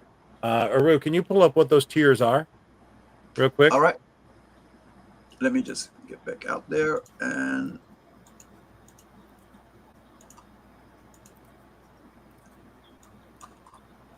So this is part of our campaign as we were moving through. With the money that we got, we were able to unlock 2 reward tiers throughout the segment. We really wanted to get to that one and that one. Whoop, there we go. Yeah. So the digital download of INCREDI-GIRL chibi art, we're gonna, I'm gonna load that up for those people that got a link today. So if you didn't see the chibi art, you'll be able to see it in the link that I gave you for those that got digital rewards. Did we? I think we already sent out that digital chibi Yeah. art once before. So the second Yeah. thing we had is this right here. We actually got and unlocked this 1100 trading card number 4 for free, and we're going to show you what that is. This went out to every backer. It is INCREDI-GIRL chibi art. Check it out. So that's something that I did myself, right? Because I'm not an artist, like I don't do illustrations, but I do love doing chibis and that whole Funko version, right? So that's her there that we actually had I designed up and had printed up. But then also the colorist on that is actually Hugo, who's a colorist for the interior art that we got him to do. So so there you go. So this was free. Every backer got this. We hope that in the future we can unlock more of these goodies and just keep giving them, give you all the extras. We want to give you all this stuff, and so hopefully we'll be able to unlock more with our next campaigns and have a few more stretch goals for those. And I want to check in. Artex, how you doing, buddy? Are you ready to come in? Yeah. What he's saying is that he would really like a glass of tea, but he's run out, and now he needs more alcohol. Wait, what's that? Wait. Hold on. I think the best way to do is log out and log back in. That might. Okay, he's going to log out and log back in. And in the meantime, I'm going to describe everything he just said there. He also talked about his cat, and no cats. He's not a cat guy. Whoa, that's a little graphic there. He's not a cat guy. Hold on. So that is our end of our INCREDI-GIRL thing, right? Okay, I've gone through all the rewards, but I want to talk very briefly. Okay, I want to discuss a little briefly what's going on. So we are so thankful for everyone that joined us in this campaign and was able to help us get along this goal. We know that this took a little longer to get to you than what you wanted. But it's not an excuse. We were working hard to get everything right, and hopefully you can see that in the product and what you're going to get. The product which we showed you here today. We want to put it out right. If we can do it right, then that's what we really want to do. So hopefully you can see that. Some of those delays were on my part, not anyone else's. If you guys don't know, I'm a toy designer by what I do during the day as a toy designer. And I would like to tell you that I'm the best toy designer that ever walked the earth, but probably not. Anyway, so I spend half of my time in LA and half of my time in Texas. And so I think that kind of got in the way. Otherwise, they probably would have went out, about a month ago, Aru, or more? Mm-hmm. Probably about a month ago, they would have gone out a little earlier than this. So thank you for being patient. I do want to tell you that this campaign was really good. We're hoping that our next campaign does a little bit better. We actually had to add a little bit to this to make it all go the way that we wanted. So it's a learning process for us. So the next campaign, hopefully, we can balance it back out and make sure that we hit everything we need. So hopefully you're pleased with what you got, and you'll support us in the next round. And keep thing. And because we were so late, and as a thank you, we sent out several books. I believe we sent out Armadillo Justice issue 0 and issue 1 of Tall Tales. You got both of those, which is our kids mini book, safe to give to your kids. You're wondering what to do with those? Give them to your kids. They're safe. There's nothing in there bad. And those were downloadable directly off of our, somewhere here they were downloadable. I don't know. Yeah, and we sent it out to every backer basically ended up with 4 comic books, right? Because it was okay, every week that goes by, we're going to give you two, a couple of weeks goes by, we'll give you 2 more books, because which meant like people got digital versions of all ages books, 4 issues of them over a whole month, which is like last month, right? April. And so, or if we delayed for another month, you could have got some more, right? Another 4. But it basically gave you a chance while you waited to be able to read comics and see some other stuff that we had coming out from Rising Sun, from other creators. And that sort of, maybe people had never seen that before. There was also like, it goes like a kind of like a double-sided thing. It's like, hey, you get free stuff, but you also get to read stuff that you never read, but also get to see other artwork as well. And so hopefully, that was, that sort of kept, people, I guess, happy, that, thankful for their patience, but also do remember, right? I mean, like, I'm just so glad that poster, that those guys who got that poster, man, that's such a heavy duty quality, glossy thing. And Can we see that poster again? A repeat? Yeah, man, because I just wonderful. love that poster. Because if you really, if you think about it, this is the poster that, was going to look like, I mean, like a matte kind of finish and stuff. But whereas, like, they don't want to see my face. They want to see this poster. Yeah, but when you see the actual, the actual version of it, it's so different. Like, it's full on, glossy, shiny, cardstock, 300 GSM. So if you're a comic person, you know that 300 GSM plus is kind of a heavy kind of a cardstock, I've worn my Superman shirt today here, Rue, because I think that INCREDI-GIRL can take Superman, just so you know. Well, it'll be interesting to see, because we did do a little, thing in the back of, of the wraparound where you could see something was a kind of like a tribute to that. But that's why I don't want to show, right. people without her, everybody, without our backers seeing that. But it's kind of, don't want to give away too much. And there was something I really wanted to make sure that our backers were seeing it first for their support for that book, especially a wraparound like that. All right, so let's move on to Robot Nation. Robot Nation, of course, is our next Kickstarter, which I'm kind of, sorting through now. We're still waiting on some artwork for posters and stuff, but like most of the covers are in. There is also a artwork that came in from Kristen Zeffo as a pinup, which I'm actually coloring myself and have turned it into a page for the comic book. So it's another extra piece that you'll get that you don't get in the, in this, what should we say, the digital copy, right? One of the great things about what we're doing with this is I always like to try something new for each one that we do. So with this one, because it's a standalone #1, which means you don't have to read any of the books, you don't have to wait for another 6 months to get the next one. You can basically, because of that, because it's a standalone, it's a one and done kind of, even though it's a series, it's a one and done, even though I'd love for you guys to come back for 2 and 3 and 4.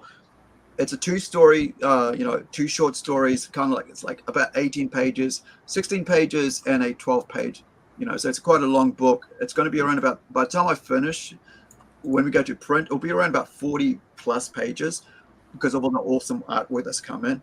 So part of that, this is a regular cover here for it, which is from Francisca Conti, who's the interior artist. As we mentioned, we always do cover A as interior artist, art by interior artist. So one thing that we're going to do with this is that we're going to release a limited run only for like a set of 5 covers, regular covers, like the cover A, and then a white cover. I'm thinking about a white cover, and then also I have an idea in mind, but I'm not sure if we want to go with it yet because it's kind of a special cover. And so we're going to do 5 copies of cover A and this cover, which is a, cover A from like a, from Ewa Kim's cover A, who is a Swedish artist who's working on a Zolandia comic book called Fantastical Roaming, right? So he did this cover for me for the book, And so this is the, let me just go in a bit more here. So this is a safe cover. And so we're going to give this free, like a regular, version, no special things or anything like that, but it's a limited run, non-foil, non-whatever, but just a regular cover version as a free comic for the stores that'll back our book to get our comic in their store.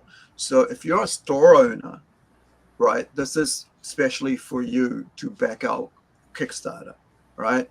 So pass the word around, please, if you can, share around that this is what we're going to do for stores. Like last time we're trying to do special posters and stuff like that, and chibi, and art that I've actually done myself, right, as a giveaway.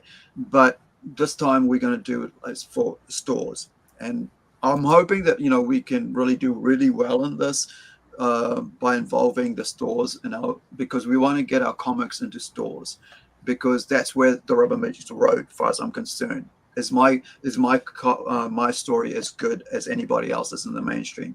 Is our artist's work just as good? Because at the end of the day, that's where, like we say in New Zealand, that's where the rubber hits the road, right? Can you put your car on the road, right? Or is it just a buggy that you're going to ride on the farm, right? So part of that is you've also got James Hill. I think about Greg Harms because we had Artex on. Can I jump in here just a second, Aru? For those of you that back this book for INCREDI-GIRL, this is an all ages book. What we're looking at now is adult content. This is different. This isn't going to be under the Rising Sun. You're not going to find this under the Rising Sun Kickstarter. This is going to be through a Plunge Kickstarter. We're trying to separate it a little bit so you guys know, so no one gets confused. This is all ages. What you're seeing here on the screen is a mature content. Okay. Yeah. So just to be clear. Yeah. So that's why we've got a separation of state and church, as you would say. With where is it here? We're trying to protect our reader. Yeah, that's our. I think Artex is ready to come back in too. Our Kickstarter for Plunge and Z. So if you want Robot Nation, that's where you go, right? And also, all our mature comics will go to the Plunge and Z Kickstarter page. That's why, I mentioned earlier about the age and running a store and stuff. That's why I've done this the same way. Like we've got the whole, it's right at the top here, mature content, right, as part of the logo.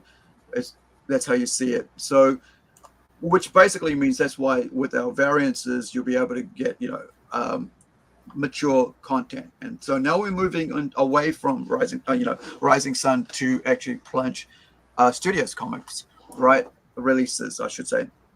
Now the artwork here is I'm gonna have to go at this point. I'm running out of time. But Louise, it's good to see you. I think Artex is ready to come back.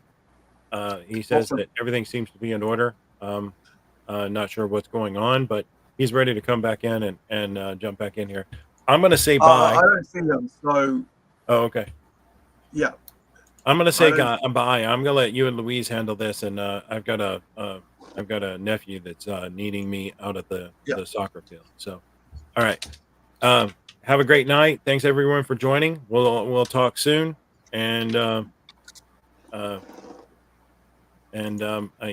Thanks for having me. I really appreciate it. Have a good day. You too. All right. Have a good night. Yeah. Good night. Thanks, Louise.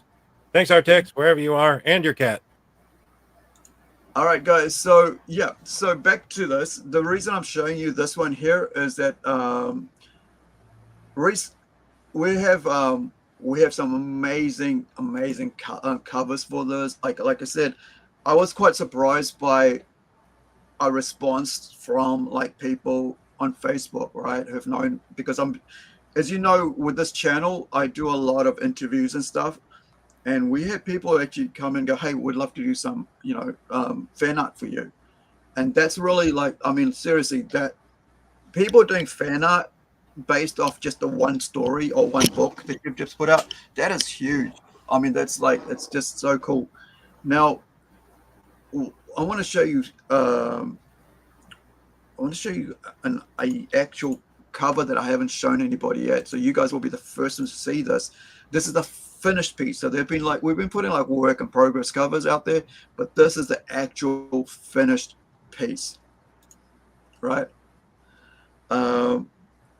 This is a G-Spot cover. This artist called G-Spot, and like, look at the vibrancy in this, man. It looks good. The Like, many details and the colors, I like that. yeah. Like, seriously, I mean, he took so much time with this. I was quite surprised at how, like, I mean, because I was getting sent like progress images, you know, just off a mobile phone. I was like, oh, okay, there's so much going on. And I'm like, wow, man, like I was just like, so when I got the final piece, I was like, oh, I can see why there's so much going on. Like, seriously, if you look at this, you know, little nuts and bolts and everything is just so good. Can you give a zoom to the skull? To the skull. To the skull, right? Yeah. Look at that. Oh.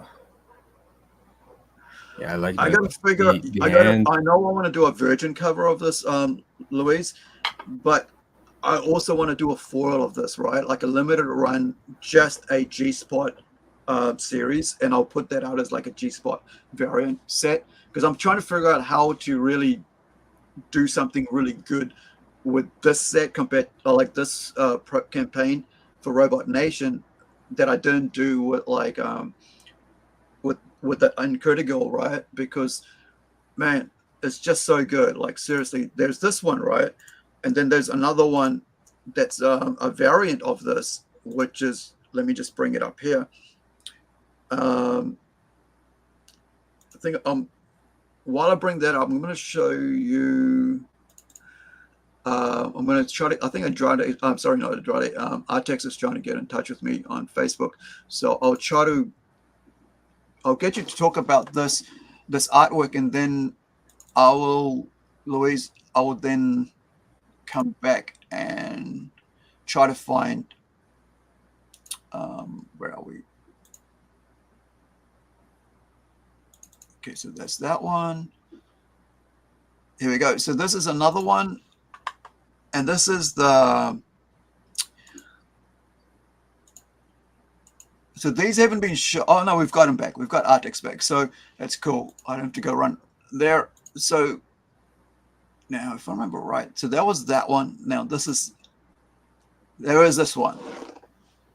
So this is the risque one. The other one was a lingerie version, and this is the this is the other version. So you can see he's gone the extra mile of doing the art on this. So G-Spot's an amazing artist, and I wish I could tell you who he was, but he's a private person, and so we, if you know, if you don't, we're not going to tell you. That's how it's going to be about this. So we want to keep, we want to, it's kind of like. It's like the anonymous, like the person, like the whistleblower, right? You don't give away their names. So that's kind of this artwork is friggin' amazing, man. What do you think, Louise? No, I'm gonna bring Artex in because I just saw him there. So, what do you think of Artex? Because you're a colorist, right? Yeah, I can hear you now. Awesome. Finally, I had to switch to another microphone app for some strange reason. But yeah, man, I'm a full-rounded artist, man. I'm not just a colorist. I do it. Okay, cool. Yeah, because I know you're a tattoo artist as well, right? Yeah, tattoos, sculpture artist, mask maker, canvas, you name it. I can do it. I even play music. But, where I live, people are not too fond of heavy metal. So. Hey, I'm a metalhead, so you're in good group. Yeah. So I'm looking at the screen. I don't know what it is about. Are you guys seeing it like it's in 3D? The colors are hype. They're really hyper colors. Yeah, the colors are made in a way that can give you this impression of 3D. Yeah, I'm looking at it. It looks like it's popping out at me. You have to back out. You have to back out. It's chopping her head off. All I see is her torso, Yeah, but this is what I'm looking at. But the thing is, like, when I'm looking at that, like, it's actually 3D on my screen. It feels like it's 3D. If I move around a bit, the way it's colored, I would love to, like, I wonder if we did it as a lenticular, it'll really pop. Because seriously, it does look, I don't know if it's my glasses or something, but it looks 3D to me on the screen I've got here. I'm using a computer screen, a flat screen computer screen. So maybe it's that. The colors in the front are brighter than the ones in the back, so it gives you that impression. But there's other tricks to make it even more 3D. Yeah, you can even put my glasses so you to see it a little better. Yeah, that green is beautiful. The green is amazing. It looks like it's glass, you know what I mean? And back there, it looks like there's an actual tube, a chamber of sorts. Yeah. Like that. That looks Yeah. really nice. I like the So I'll show you one more because we had an art victim who's also an artist who's doing who's done like a 3-piece pinup for us for this, right? Yes. And so what he did, like, so we were on what should we say? We're on stream and we're talking about this, and he said, you know what?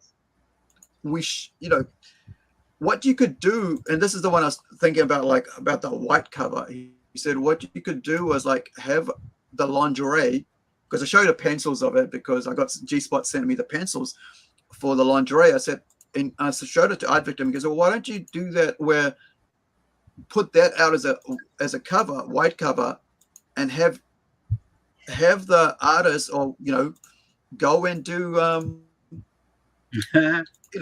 draw their own robot in it, right? It looks like and so this is the white cover. Toppings. Looks like an ice cream. Some toppings. It's very luscious, right? It looks delicious because we're men. This is all we know. TNA. But that's how we're made, right? That's how we're made. Like, I see it. I see the full figure. She has a nice face. You can see her arms. Yeah. It's because funny, right? You complete it in your head. Yeah. And that's what that's what he was saying, like, why don't we release as a white cover, right? And then have people draw their own robot female in there. That's a good for an artist issue. You know what I mean? Because not everybody can do stick figures and make that look nice. You know what I mean? Yeah. And that's what, so you would have to go to a very good artist to go, hey, can you do this for me? And or if you're an artist yourself, right, you could buy it for yourself. Go, this is my Robot Nation cover, and this is what I can sell it for in my way. And then you could make money off it yourself, right?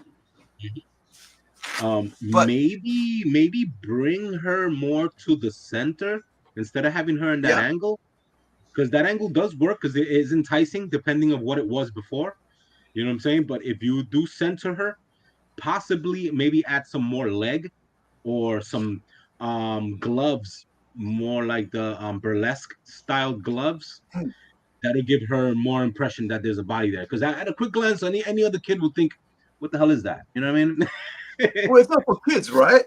Right. You're a boy. It's for men. Bullshit. You do have a point. Any boy will look at titties and ass and find it enticing. Believe me, we all know we've all been there. You know what I mean? Yeah. If you see that in the comic book shop, you think he's gonna dodge it? No, he's gonna take a little quick look at it and think about his parents, and he'll be like, "Wait a second, what am I wasting my money on?" You know what I mean? Yeah. But the other side of this is that, like, we could. I mean, I forgot. I had lost my train of thought. But what you're saying is correct. Yeah. Oh no, that's what it was. That's what it was. Not only guys enjoy this, females as well. Exactly. Right. They see it in another way. Yeah. And so I don't think this is like everybody talks a male gaze. Dude, there's a female gaze out here. Right. They're everywhere. They've been there since the dawn of time. Yeah. Look at Lilith. Lilith wanted to fuck Adam. Yeah, and that's the thing. So, like, I mean, I reckon that, like, I mean, there's going to be a few women who'd be really interested in this cover as well, because who are artists would love to draw a beautiful woman in there. Whatever. It doesn't Remember have to be a Olivia? robot, but Remember Olivia? Olivia, with those cards that Olivia was doing? Those Hmm. females were incredible. There's no topping the females that she would design. You know what I mean? This is what it reminds me of, that Olivia style covers. You know, she had the bright covers with the females and the lingerie and all that. That works, you know. There's a genre for it. You know what I mean? There's people who want to see the artistic values of a female. Less story, more skin. But then there's also like Faust comics. Remember Faust? Faust was crazy. That was like sexual, demonic, superhero craziness. Oh You know yeah, what I mean? Faust. Yeah. I love Faust. Faust was good. I like the mature content like that. That's why I wanted to do something like that for us. Yeah. Very nice. I like that. So you can see the change, right? That's crazy. When you bring her in, it totally changes the picture. Amazing. You can't even tell that's what she's wearing. And when you design, when you leave everything, it doesn't look like what it's supposed to be. Go back to the other one. I'll get to that one. There we go. So there, right? Yes. It's like, So okay, no, lame. Put the lame. That's lame. And then when you go there, you're like, what the hell happened?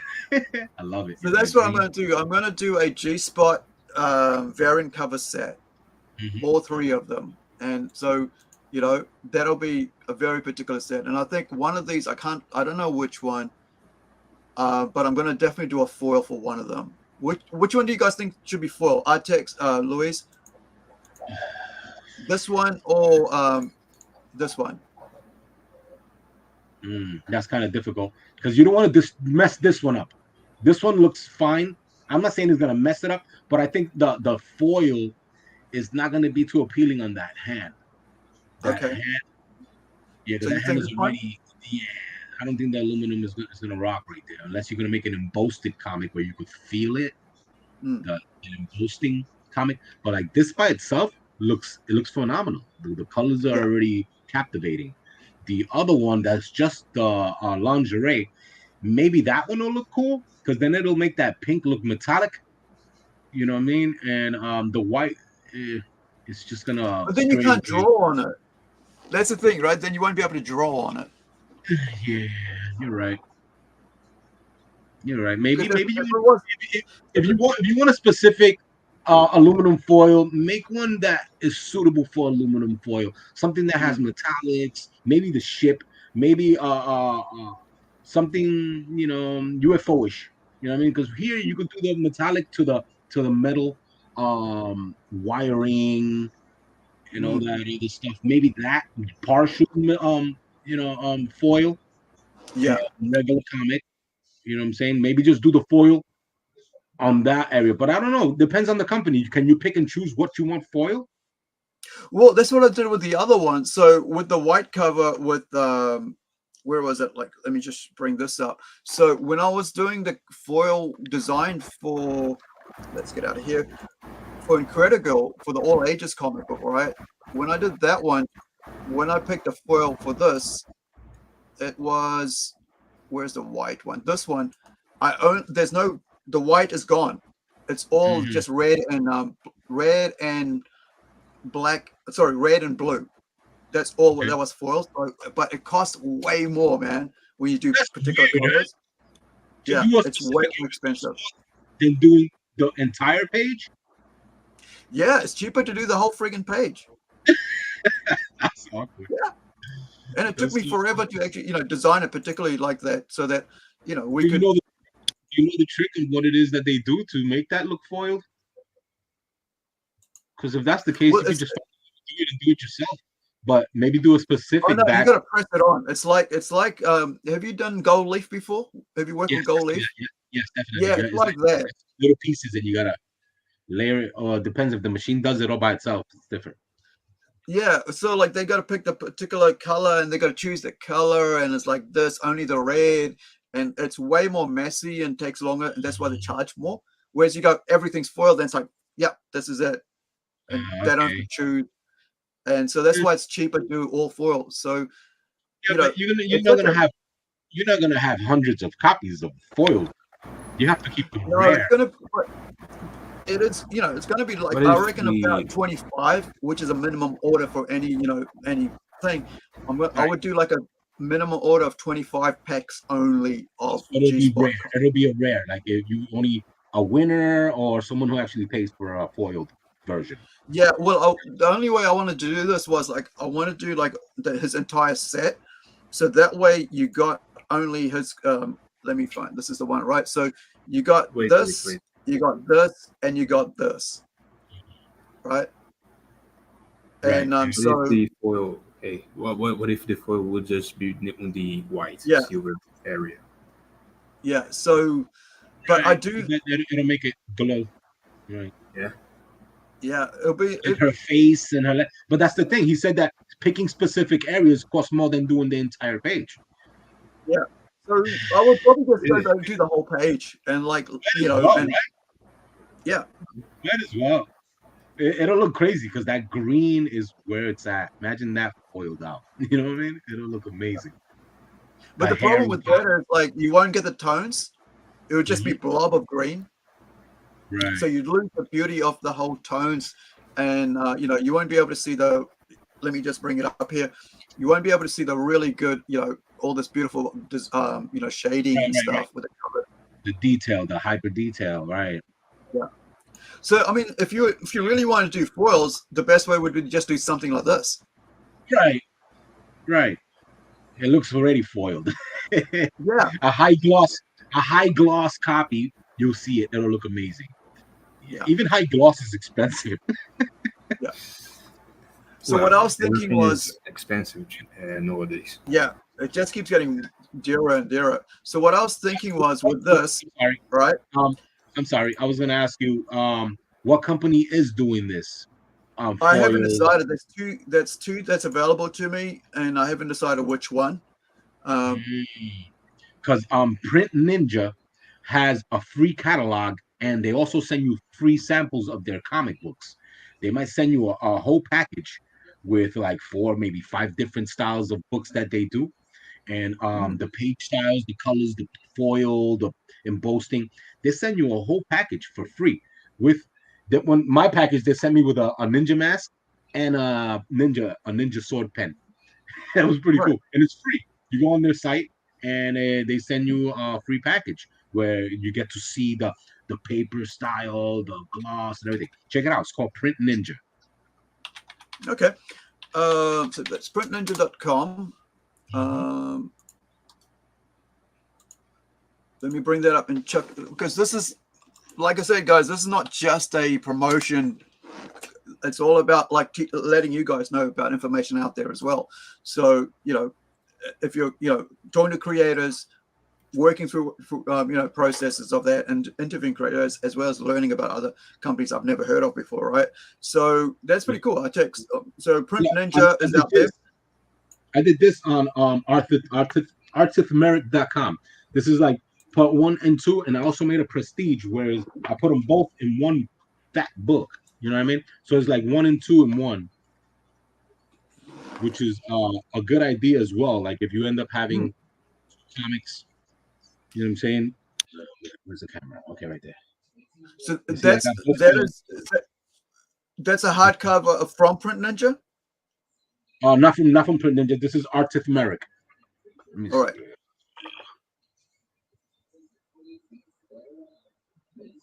You see it? Artithmeric. So, is that another company? Yeah, this is another company as well that do pretty good. And this is a pretty fat comic book. Look how fat this is. And they actually put it in a comic book bound. You know what I'm saying? Usually it's like 27 pages. This one is way beyond 27 pages. Yeah. Yeah, that's where we're heading with all our books as well. So that once we get out of like single issues, I mean, once the set's done, then we get into trade paperbacks, because my whole idea is not to just get to comic shops, it's to get to libraries. I have a very and Barnes and Nobles rocks too. Don't sleep on Barnes and Nobles. Barnes and Nobles, people actually go there because a lot of comic book shops they're getting shut down because everybody's doing this digital and or ordering, and they're just getting it at home. I like going to the place. You know what I'm saying? It's kind of hard to actually run a comic book store. You know what I'm saying? Because every day somebody comes in there and drops $100. You know what I mean? So yeah, man, a lot of stuff is being digitized, man, and stores is getting shut down. I know people want to like, oh yeah, digital is easy. I mean, digital's, you know, everybody, you can read it everywhere, and I'm happy with that. But I think you don't want to get away from the option of like physical. I'm all about physical media as well as about digital, because that's why we offer the digital first, right? Yeah. We put our comics out in digital, and so you get in black and white. So there's a difference. See, if you put your digital comic out in full color and offer that, you're actually kind of like making people go, well, why should I pay for your print cover, comic? But if you give it in black and white, old school people who actually want a physical copy. You know what I mean? Yeah. You want a physical copy. If you're a collector and you remember collecting comics as a kid, which is great, you know what I'm saying? But now the generation is completely changed. If it's not in a video game, if it's not on screen, they don't give two hoots about it. You know what I mean? It's like, okay, whatever. I'm not gonna have a mess and throw it away, or be able to put it in a comic book thing and store it and never look at it again. You know what I mean? Like what? You know what I'm saying? So in digital, they can always go into it and watch it. Whatever. I think it's that's why I said, like, I mean, if I'm doing a comic book out, we all our guys know that we go digital first in black and white, no color added to that. Right, we so both just put it on get the 'em in, store, you put go 'em in. read it. Then for the collector, we go full color, and we go to Kickstarter in print. Full color, always in print. And because coloring is an extra cost, right? And so that means that also lifts that book up more than just a black and white. And I think the color adds so much to the comic book that you wouldn't think about until you actually look at it and go, wow, that's just so cool. And of course, and people pay for that. And and it's to each his own. To each his own. A lot of people I'd rather have a physical copy, which is the thing in comic books. That's where it should stay. You know what I mean? Digital, it's a whole different ball game, especially now where everything has to be Japanese animated or manga. Manga is the biggest thing. You go to comic book conventions, they don't even care about Marvel stuff. They don't. Yeah, I'm like, I mean, I run a convention, right? So I know because that's the same thing they care about, right? Like, all they care about was Japanese animated.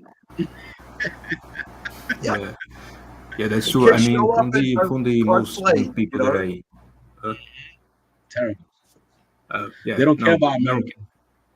Yeah, that is what I'm going to talk about, because for most people that I know right now, they just they don't care about, like, when they talk about comics, they don't talk about Marvel, DC. They will be talking about these mangas, like the My Hero and Academia. Huh? Manga is where it's at. It's great. Yeah. But come on, man. I think they should stick with it being comic books and manga. I understand manga means comic book, but whatever. You know what I mean? But they're starting to move away from that. But a lot of people do like independent. Independent because there's no real rules. In independent, you can actually be Rex-rated and independent, and that's you. If you're a kid, you like that style, you buy it. You're an adult, you're gonna buy it. You know what I mean? But everything now, Japanese animated, had no rules anyway. You know what I mean? They all, especially those what is that called? Those rated X manga comics. What is it called? Hentai. Yes, that thing. That's where it was, taboo for a very long time when it came to the States. But in Japan, it's the norm. It's normal. Yeah, because it's just art, and they see it as art, and that's what it matters. And it's for so we've got a manga ourselves right now, that you can basically go and buy as an entry as a mature series. It's a 4-issue set that we're looking at so far. Issue 2 is being illustrated now by the artist Tomas TC Roter from Argentina, living in France right now. And so, you know, and then also you get to see if some of his work, a couple pages of his work, and but the actual comic book itself is done by, Levi Horvath, right, American.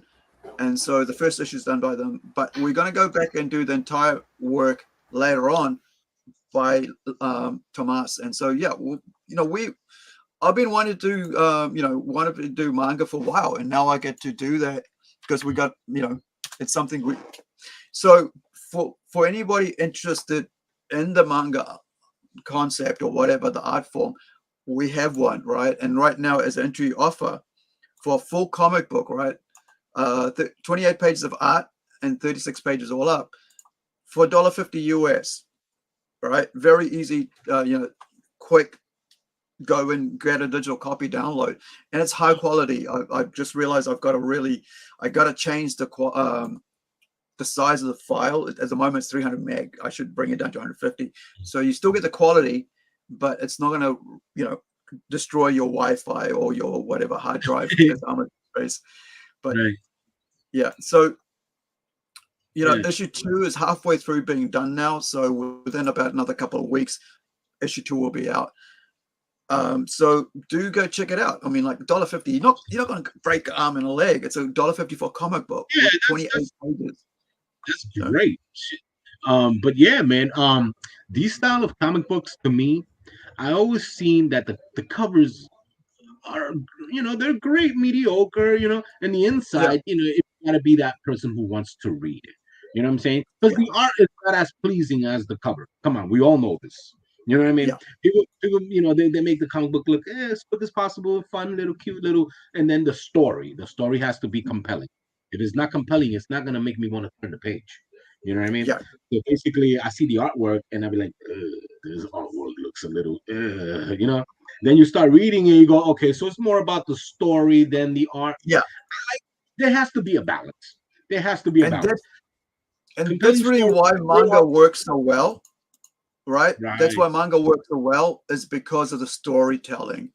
And people poo-poo manga and go, oh, the art looks all the same. It's like, yes, it looks similar, but if it wasn't color, right? If it wasn't color, you'd be going, whoa, that's not the same at all. That's freaking awesome, I see what you mean. Yeah, but it's still the style. The style is where everybody gets captivated. You know what I'm saying? Like, what's that? Demon Slayer, or what is that other stuff? My Hero Academia. All those characters, all those One Piece, especially Yu-Gi-Oh and Naruto, they all look like similar, right? They became so famous and they're just so simple. Some triangular faced, big haired character with big old eyeballs. It's not so cool. And it's like, you got a big deep voice. But the story, it really shows off. If it really shows off DC and Marvel, that a simple black and white page with a good story will sell millions. A colorful page, right? A colorful page with mediocre story will not sell. Right. And that's why that's what's terrible. There has to be a balance. It has to be at least decent artwork. Come on. Yeah. Make some decent artwork. So, I understand. And not every page can be a masterpiece, but you can. Look at Jim Lee. Look at Dale Keown. Look at McFarlane. He really kind of pissed me off on the bullshit he pulled. He did pull some bullshit. You know what I'm saying? I'm angry with that dude. You know what I'm saying? with the AI thing, right? Oh my God, what was that about? It made him look dumb. Didn't it? It did make him look dumb. An artist who doesn't like set the rules for what art is and what AI is, like really. Yeah. And the kid put it up front. He was like, "Yeah, I'm an AI artist," and all of a sudden, he won. And he said, "No, AI could be submitted." Come on, and he ghosted everybody. He disappeared, and we started talking about something else. Like everybody forgot. No one forgot. A lot of people sent in some entries thinking that they were going to win. You know what I mean? He liked one of my friends. Everybody worked hard. And like, but what did that mean? He just liked it and didn't even submit him as a winner. That's so dumb. Yeah. But anyway. You know what I'm saying? There is a lot of comic books that every page looks incredible. Like, what the fuck? You know what I mean? But then, they have to have a really good story, man. It's hard to come by. A good writer and a good artist. That's what Yeah, it is. yeah, that's one more thing that I mean. It's not just about the story, but also the the way the way they publish for mangas today is different from the comics because from a time ago from Marvel DC, like they're all just all around the story, like there will be some the crisis arc, then this arc on the Yeah. third, and you don't know where to begin to read. That's it. A manga, it's more simple, like you want to start the reading Naruto, Dragon Ball, I don't know, just Then they have an There's animation no, that can there's no veering off you one just start way or with that issue way, one, just and that's straight it. ahead. Yeah. Like for Marvel, it's hard to get. They start getting confused for the younger audience because they don't know where to start. Right. That's why you Well, have to not make just a younger character audience, popular older and audience make like me as well. features. Which one am I reading? So I go, you know what? What's a mini series out right now that I who's doing a mini series that's actually I like the writing of? Garth Ennis. So I ordered Garth Ennis series last week. Right. Because I don't order series anymore. I don't even buy regular comics. So I just saw Garth Ennis do a Punisher Fury. Yeah, Sergeant Fury, whatever, Wow. right? So Classic. I said, well, I'm going to get that because I know that Garth Ennis writes great war stories, great action-packed war stories. So I'm just going to get that 6 issues or 4 issues that is. I'm not going to bother with ongoing series. That's the same reason how I do my comics, right? I do a set of stories and then I move on to another set of stories, but that's in the same world. Because that way, you like my stories, then you can read the other story that I write. And there's no crossovers in a big way, unless I'm building to that crossover. That's what I was about to mention. Features. If you can get a feature on someone's comic book that is already popular, then people will start to think, "Oh, I like this character as well. I'm gonna go and see if I can find more info on this." See, you know what else is good too? Pilots for like short animation sequences. You know what I mean? So people think that is more than what it is. Is that actually works as well. But animation isn't easy. You know what I mean? So Well, we actually have I'm not sure if Nugget is actually watching, but he's an animator. Are you still here, Nugget? Ross, are you still around? Because Ross, he's actually, I'm looking, because we were actually going to do a little animated teaser for this, for Robot Nation, but because I didn't get the colors done in time or had issues with coloring, sorting that part of it out, I wasn't able to get him to work. I've already written the script for the actual teaser, right? This is how it's going to read. This is all the narration of the story, like a 30-second feel of what to expect. Yeah, and so I've got that set up. But this artwork here, right here in front of us, is from Art Victim, who's an artist, and who's also who's doing who basically did it as like a fan art. So there's 3 pieces that he's done. And this is one of them. So what he was, sorry, Skyrim. That picture reminds me of the Skyrim, the ruins with the Egyptian robotic stuff from the Skyrim. So what he was trying to do, his idea was that he would, let me see if I can bring up the others, was that it was going to be like, this is a work in progress. It's like the whole idea of Robot Nation, the series that's titled after, it's about robots becoming, aware, right? Sentient. So these are sentient. That's it. So they're basically this one here. They're all farm robots. And now that so he's doing like 3 different image, characters. So you got that one. You've got him there that we just saw, and then you've got this one here. So they're all farming robots, and so this is the concept art for that. And so he's doing a pinup for us. Not far-fetched. That's exactly the tracks that were left in Mars and the moon. Yeah. So he's really, he's a real good guy, and he's getting some good work out there done. He's doing stuff for other people. I love drawing sci-fi. Sci-fi is so much fun. There's no rules in sci-fi. That's You it. can always, yeah, you can make it look strange as long as it looks like something you can actually make out. Because okay, he's got So arms, legs, no legs. Okay, make it a wheel.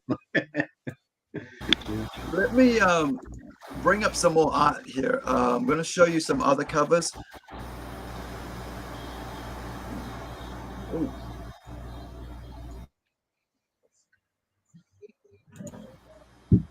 Yeah, I think that was you, Louise. I'm not sure what the noise is from, but I just found out it's from you. There's Let noise. me bring up some more. Where are you? Cover art. So there's James Hill we just showed. And now we're going to see Tomas's cover art. Where are you?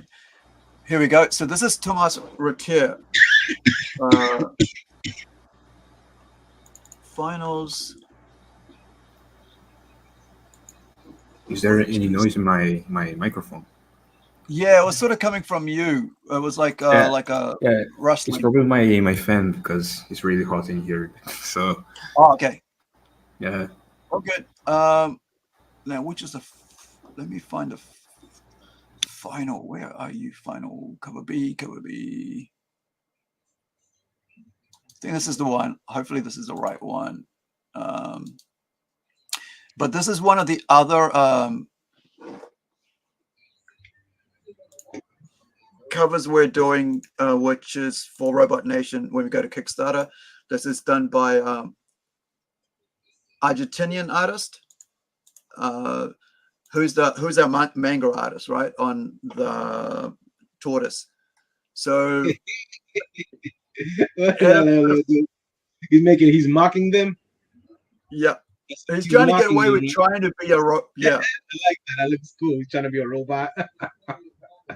Yeah. Yeah. Yeah, this is like the funny stance.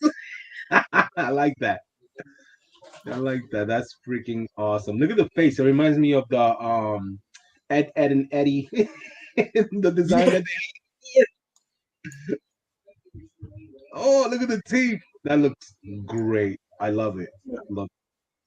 That also reminds me of another guy from the I don't remember the artist from music. He has a guy with a box in his head. I don't remember the name now.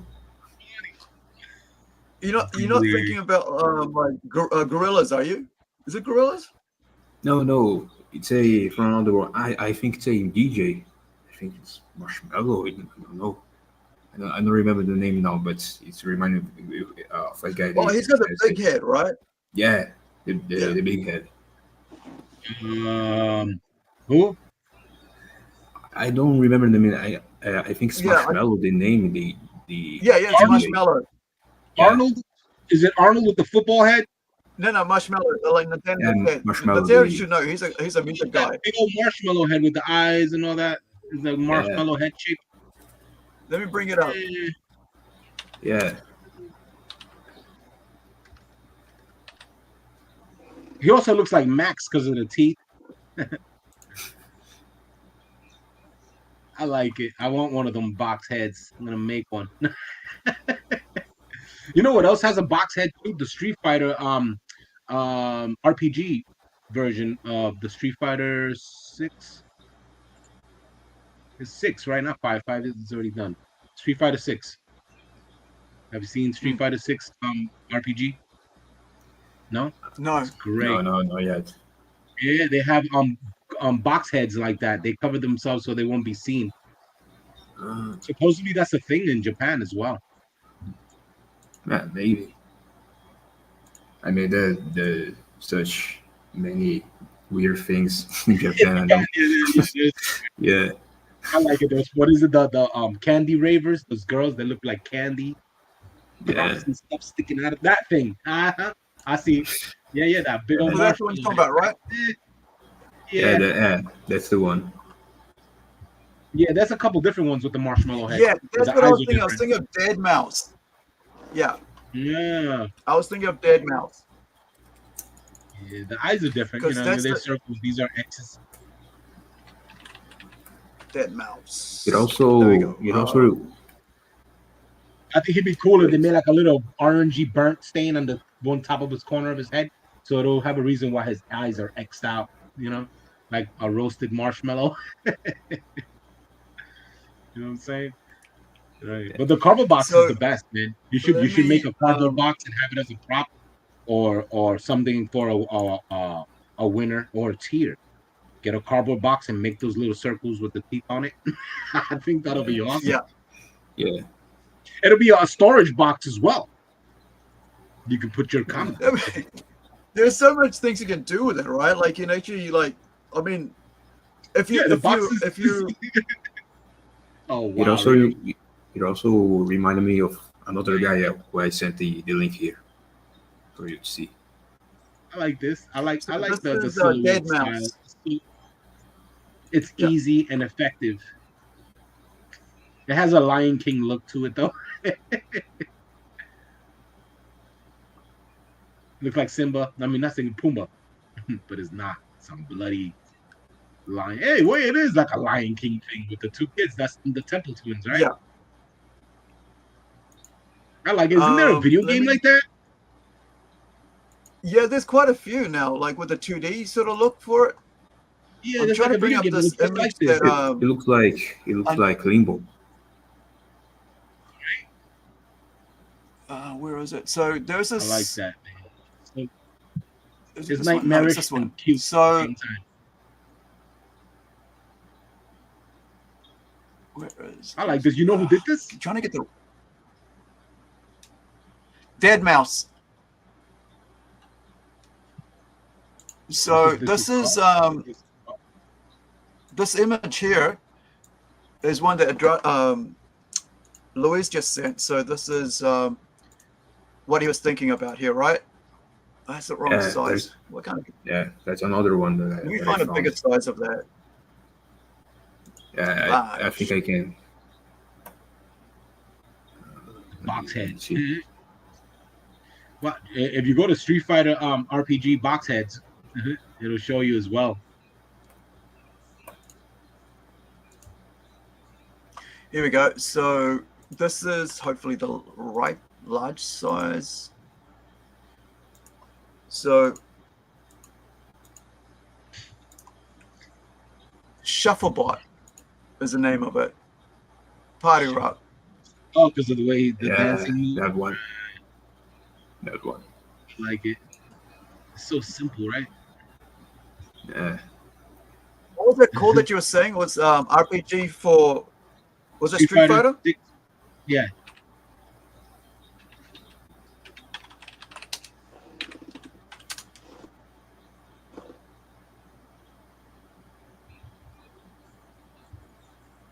You write box heads, I guess it will come up.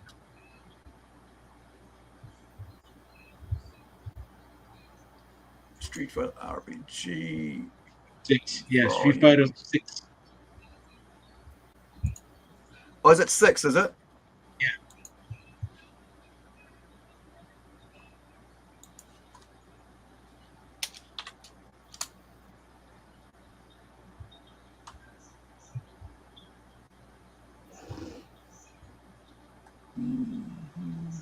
The only thing I remember from Street Fighter 6 right now is from the new character creation things that people made. Love it. Yeah. Love it. I think it's great.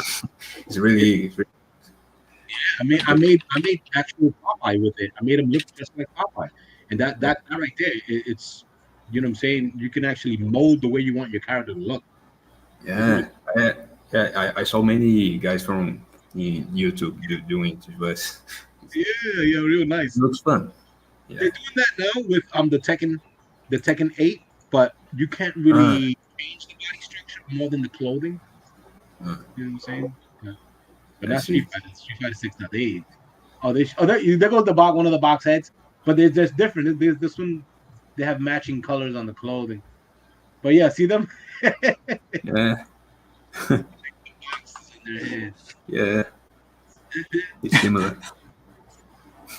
Yeah, because it's open as well, right? So it's not like he's cut it out or anything, but because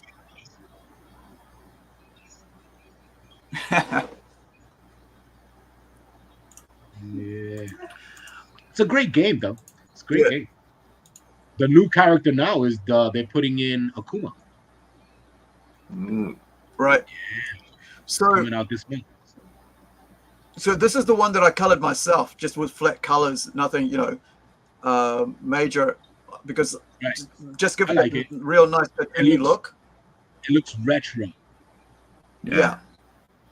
You could make it even look even more retro with the faded out looking black, the old cartoon TV, like the Smurfs or the gummy bears. What were they? It was the gummy bears, right? Back in the day, cartoon had a little faded looking colors. I think I know what you're talking about. They had gummy berry juice. It bounce around. Yeah. Oh yeah, that also has that a retro rockin' robots, the little robots you built yourself. Remember, they were little tiny ones. You could put them together. Those were awesome. I had bags of that shit, and they became cannon fodder for slingshots after a while. But yeah, I like this cover a lot, man. It's so fun. It reminds me also of the Mad magazine. Yeah. Mad. Yeah, that's a good reference. Great. They had the older ones. The older ones was great. I don't know. Now, some of it is all right, some of it is not. But they still kept the same genre going with the. Oh, that's not a bad idea with the gatefold covers where you flip and fold it and you can see a whole new image. That was hard. You have to know what you're doing. It was. Yeah. To make two different pictures out of one by folding it, that's amazing. Yeah. I might actually have a Meg somewhere here, because I basically just at the moment this area has just become my dumping ground for comics. So let me just see if there's, because I have no room anymore. Like I had a friend over there yesterday, and he was sitting here, and I was sitting here. That's the only space we could sit down in. So when I say I don't have much room, that's what I mean. Like it was like beer here, table here, and me talking about two of them here. So let me see if there's one in here, or if it's somewhere else. But yeah, I have my many magazines. They're stored somewhere. I also have Heavy Metal. Heavy Metal is great. I loved Heavy Metal. Heavy Metal magazine. They're beautiful. Great covers, great Heavy stories. Metal's the best. Yeah, I think I'm too young for that. I don't even get that kind of magazines. They had some really, they had some really good run. Well, much of the physical things I have is just from the ones I buy the internet, like Batman, manga, Yeah, So- man. Yeah. Since you mentioned Heavy Metal, I'm going to show you what I did as a magazine. Nice. So this is my version of Heavy Metal magazine. We created this as part of, to promote our work. Nice. So it's like Sunspot is advertisement? our mature That's an comic book advertisement book? magazine. Pardon? Is an advertisement magazine? No, it's just mainly just it's a digital comic. It's not a physical print, because we were going to go to physical, and then freaking COVID hit, and so we just went digital instead. But it showcases a lot of amazing work from people around the world. 64 pages, cartoons. I remember you did send me this. Yeah. Yeah, I remember that you a few weeks ago. I remember that you sent me. I gave a quick read. I saw your biography there. I liked it. Nice. Yeah, I mean, like, there's some amazing artwork in here for 60. It's 64 pages with 40 pages of comics. And you can read comics like it's got an entire 22-page comic book in it, like a self-contained comic for kids, actually. So you can sit there with your kids, nephews, whatever, and just read that, and then go back and read your the more mature comics for yourself. But yeah, it's a 12-page. Sorry, my bad. But that 12 pages activities in it, so yeah. It reminds me of what's that other stuff? Wizard. Remember Wizard? Yeah. Wizard was great. I was just collecting them just because. You know what I'm saying? They had some cool stuff in there. There was a lot of cool Yeah, stuff. I got a pile of them there as well. Like I think about maybe 20 or something. Because Wizards, man, they're great. The that cover was and before you had like internet, right? yeah, right. I don't know how come they don't do that right now. They should. Wizard should come back because I haven't seen nothing new from Wizard. Is there any new Wizard? No, they. I think it's just that I don't think they do Wizard at all anymore. Yeah, I don't think so either. It's so dumb. I think that was great. That right there put a little damper on the sales of comic books. You know what I'm saying? Hey guys, I think I need to head out. I think I was just gonna really late for me. Just before you pop out, Louise. Just before you pop out, I just want to show this page off, which is another one that we're working on currently with Louise as the artist. So this is based in New Zealand. So you can see like the New Zealand Pahutakawa, the Christmas trees there. New Zealand, you got the Mustang. Then, you know, there's inks and stuff. And Maridai Beach is in New Zealand, Auckland, New Zealand here, which is one of our main cities, probably about 2 hours drive from where I live. Very cool on the harbor and stuff. So we've been working on this together and just awesome. He's been working really hard. So thank you, Louise. I really appreciate it, man. And if you're following our Plunge Studios NZ page, which is like Plunge NZ, I think, on Facebook, go check that out. You'll see a bit more of Louise's work on there, pencils and stuff. I like to, because the thing here is like everybody's going to like contest, oh, is that, you know, now everybody's going to say, oh, is it AI or is it? It's like, no, go and look at the friggin', you know, up to work in progress, pencils and shit. Yeah. I mean, I can't even, you know, I forgot the word. Sorry, I forgot the word. Yeah. Make me a comic book AI. Okay. Yeah. Well, look, we're planning it out. Right now, give me a minute. Hold on. Yeah. This is what you can't, you know, remember how you're saying, like just now, I text you just saying, AI do this. Here's me saying, Louise, can you add this insert with Alicia with her at the counter with her back to us? Louise is my AI. You know, he's an artist. He's an intelligent artist. Not anymore. It says make it look like Jim Lee did it. Oh, we got you. You know what I mean? Just steal it. Who cares? Yeah. It's just stealing because the computer is not Picasso. Yeah. You know what I mean? So it's gonna look to the most closest stuff we ever loaded up into the screen. It could be even something you loaded. You know what I'm saying? Like, okay, it has the perfect angle for what I need. I'm stealing it. You know? Yeah.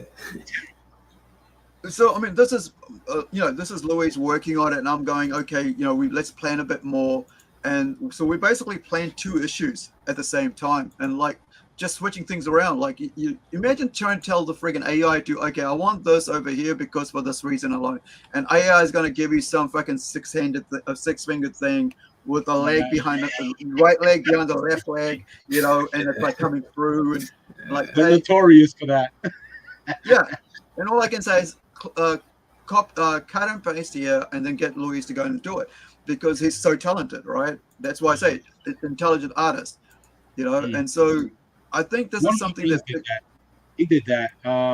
He was doing his own style. I guess he's not too happy with his style, which is fine. It looks mediocre, but then he decided to do a little a mermaid type comic book thing, and he had the computer do it. And he's putting out there like it's his. I'm like, oh man, I used to have so much respect for you.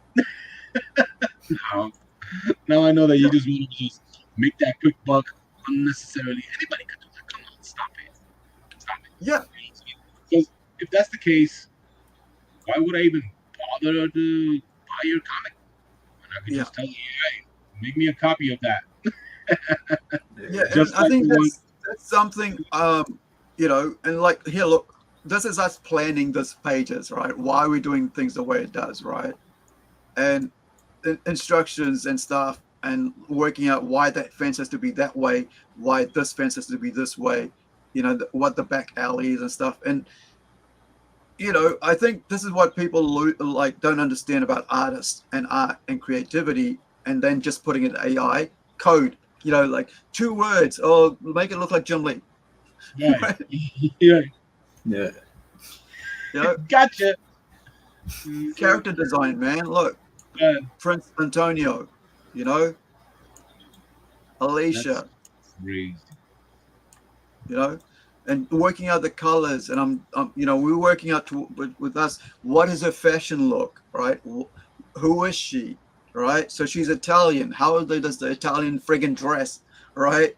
All this stuff, and you think about all these things that an AI doesn't know how to think about, right? Because you haven't taught that yet to the AI. One day you will, like about 10 years, whatever, right? But it's getting smarter. Yeah, It but learns every like, day.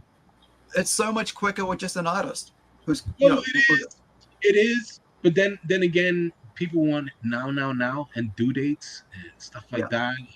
I don't know how to draw backgrounds. I'll just get AI to do a background for me. Whatever. You know what I'm saying? But if you really want a real good artist and a real story, you have to really look around and find it. You know what I mean? If you're not gonna go and waste your time looking for that, you're just gonna have AI do it for you. That's today's easy way out of everything.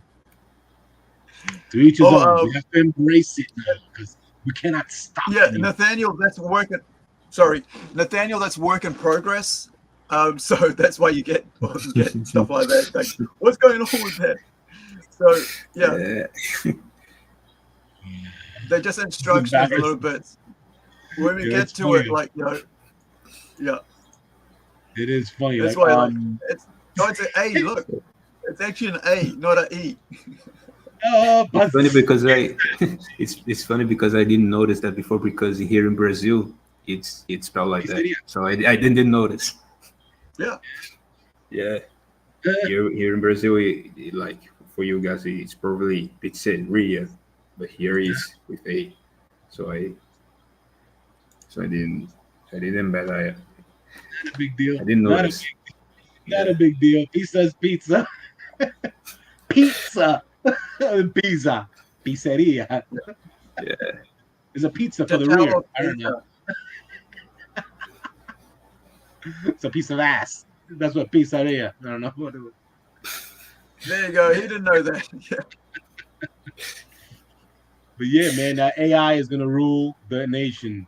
It's It's already got everything. The AI thing is, even recently, if you check your messenger, the meta thing pop there without giving you any questions or answers. They put it on your messenger if you like it or not. Now you have to put a code in order to get into your past messages. If you don't do that, you won't be able to access your messenger. That's messed up. Yeah, I saw that today, and it was like really weird. I was wondering why I couldn't send a message to Art Victim. It was like, because I wanted, I was going to get Art to come on as well and talk about his, his work progress so far. And that I didn't realize that was the case. You got to actually put I know you got to put the password in, and I've got it there, but I didn't realize you had to do it every time, or put it into your old. Where's the AI in that? Don't you know already? They should already know that your message is whatever. You know what I mean? So I guess they are monitoring everything you say, send or don't send, or hide, or like they say if you send something and then you decide to take it out, it doesn't really leave. It leaves on your device, but not on the internet's device. It'll stay there. You know what I mean? But they force that on everybody. The metaverse thingy, but that's Facebook only. You know what I'm saying? So you have no choice. I had a friend send me actual image from metaverse, and it was AI art. Look at that. Right now, you could talk to your messenger and tell it what you want to do. Man. Nice. But Messenger's basically then that AI is basically recording your voice. Yeah. And now someone could send you a message with my voice telling you to do stuff. Right? That's the side that people don't think about AI, which is what I think about because I'm writing futuristic stories like Robot Nation. Because I'm thinking about what will happen if somebody starts using my image to to put me out there doing stuff that I've never said, but then because it's using my voice and my my face or whatever, now you get to believe that that's what I did. That's character assassination by AI, and everybody's well, now you have to prove that you didn't do that. It's like, how am I going to prove something when you got something like that telling you that I did that? And people don't think about that, right? So that means that everything becomes neutral, right? Then you're guilty to proven, otherwise. So it doesn't matter. We're all guilty. They're gonna prove us right and wrong, so it doesn't matter. I guess it cancels itself. Yeah, it's like people making anyway. Even without AI right now, people accuse people of stuff, right? It's just to help you lie. Yeah, and now you will be able to use technology to assassinate characters, or to like bully people by I using. think it breeds more introverts, people who hide behind the computer, and don't want to face reality, and have the computer tell you whatever the hell they want you, without you seeing who it is. You know what I mean? It wasn't me. That's why I always do this. That's why I'm always, that's why I'm always on screen with my face, so people get the reaction. They see what I'm like. There's no hiding. That's the best. That's the best thing. When you want to promote something, you got to put your face everywhere, even on a cereal box. You even put yourself in a milk carton, put missing, so everybody actually does look for you. That's not a bad idea, right? Put your comic books behind milk cartons. You put missing. They goes, oh, let's find it. We'll find it. You know what I'm saying? So, that's an idea waiting to happen. Somebody will. I mean, like, then you'll also have like moving images, right? Little videos, like little kind of like those like 3D images, but they're actually videos play on on the milk carton. Oh, okay. Right. Like Harry Potter or something. Yeah. Exactly, but I mean that's just taken from sci-fi movies, right? Like Minority Report and stuff like that. So that's holograms. That's the one. Holograms. Those were classic. Remember the cards? You had the hologram cards. I love those. So yeah, I like that idea. So Artex is our colorist on Robot Nation for the Kickstarter campaign. So that's why I'm showing this artwork here. So this is the title story, which is the B story, A story, which is Robot Nation. So this is the one based here in Whangarei, New Zealand, just up the road from me, about half an hour's drive. Beautiful freaking thing, and it's awesome as. Yeah, they're saying like 10K add-on, one boxer in Credit Crunch. It probably work better with Robot Nation because it's AI and artificial intelligence. Right. Those are bots. Yeah, so you got your bots there. So and get megabytes. I love the color work, man. Nice. I like the way it looks on the screen here. I like the colors on the last panel. Can you? This one here. Take a look on the last one. Yeah, I like the colors there. It looks like my car. The lights. It looks like my car. Yeah, it looks like my car. Yeah. Yeah, my car is right like that. Yeah, so far we've got 3 pages colors. I haven't had a good look at the third one, but this is the other one. This is the Trouble with Bobo. This is the other story. This is 16-page. In space. So there's a family in space, mom, dad, and young kid, 12-year-old kid, young boy. So this is kind of like a bit more of the action scene. I love the colors in this. It's really cool, Poppy. And I've always loved the whole cryogenic thing. So, you get to see that. That's great. When I saw that, I was like, at first I couldn't tell what it was because it was black and white, right? Then I was like, oh, look at his head. That means this is completely transparent. You know what I mean? Yeah. All right. I like that. So it looks like she's in there. Great. It's pretty cool, man. Like, yeah, I love that. Because I always remember like Aliens. That's the first time I ever saw, or Alien, I should say, first time I saw somebody in a cryogenic thing. And that's what I kind of wanted like a throwback to that, because I love sci-fi. Sci-fi is one of my favorite sort of like genres, and I got to have a lot of fun with that. You know, spaceships, cryogenics, technology, robots, you know, planets, everything. And so, yeah. Now, earlier on, Ross was asking that he's still there. All right, he was driving, so sorry about that. But yeah, thanks for listening while you're driving. Yeah, I'm gonna see. You know, it'll be cool to once we get. I'll see how quickly I can get the pages done and figure out what the story, because I might have to rewrite the script, and I don't know for the teaser and how we're gonna do it. Whether it'll be like just motion. I was thinking like that we do a motion comic teaser for the Robot Nation Kickstarter, right? So when we go to Kickstarter, and that's our page, guys, for Kickstarter. It's Plunge NZ. That's where we'll be having it.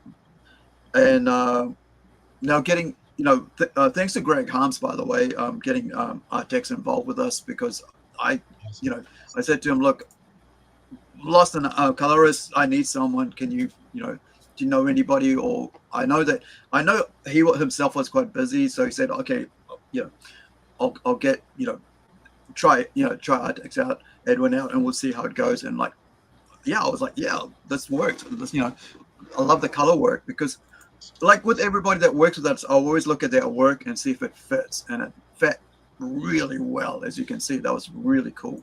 I do love these colors, man. I like it pops. That's the thing about these colors. It's like, people don't understand. Like, that's why I think AI sucks, because there's a lot of imagination that you can't teach AI imagination, right? Like, you can't teach children imagination, because they gotta, it's something you just can't teach. Schools don't teach that. Kids have to come up with their own imagination. Like, I mean, if you look at it, like, an artist drew this out of his own imagination according to what I put on the page, right? You mean according to what you wrote? Right? You wrote this? Yeah, this is my book.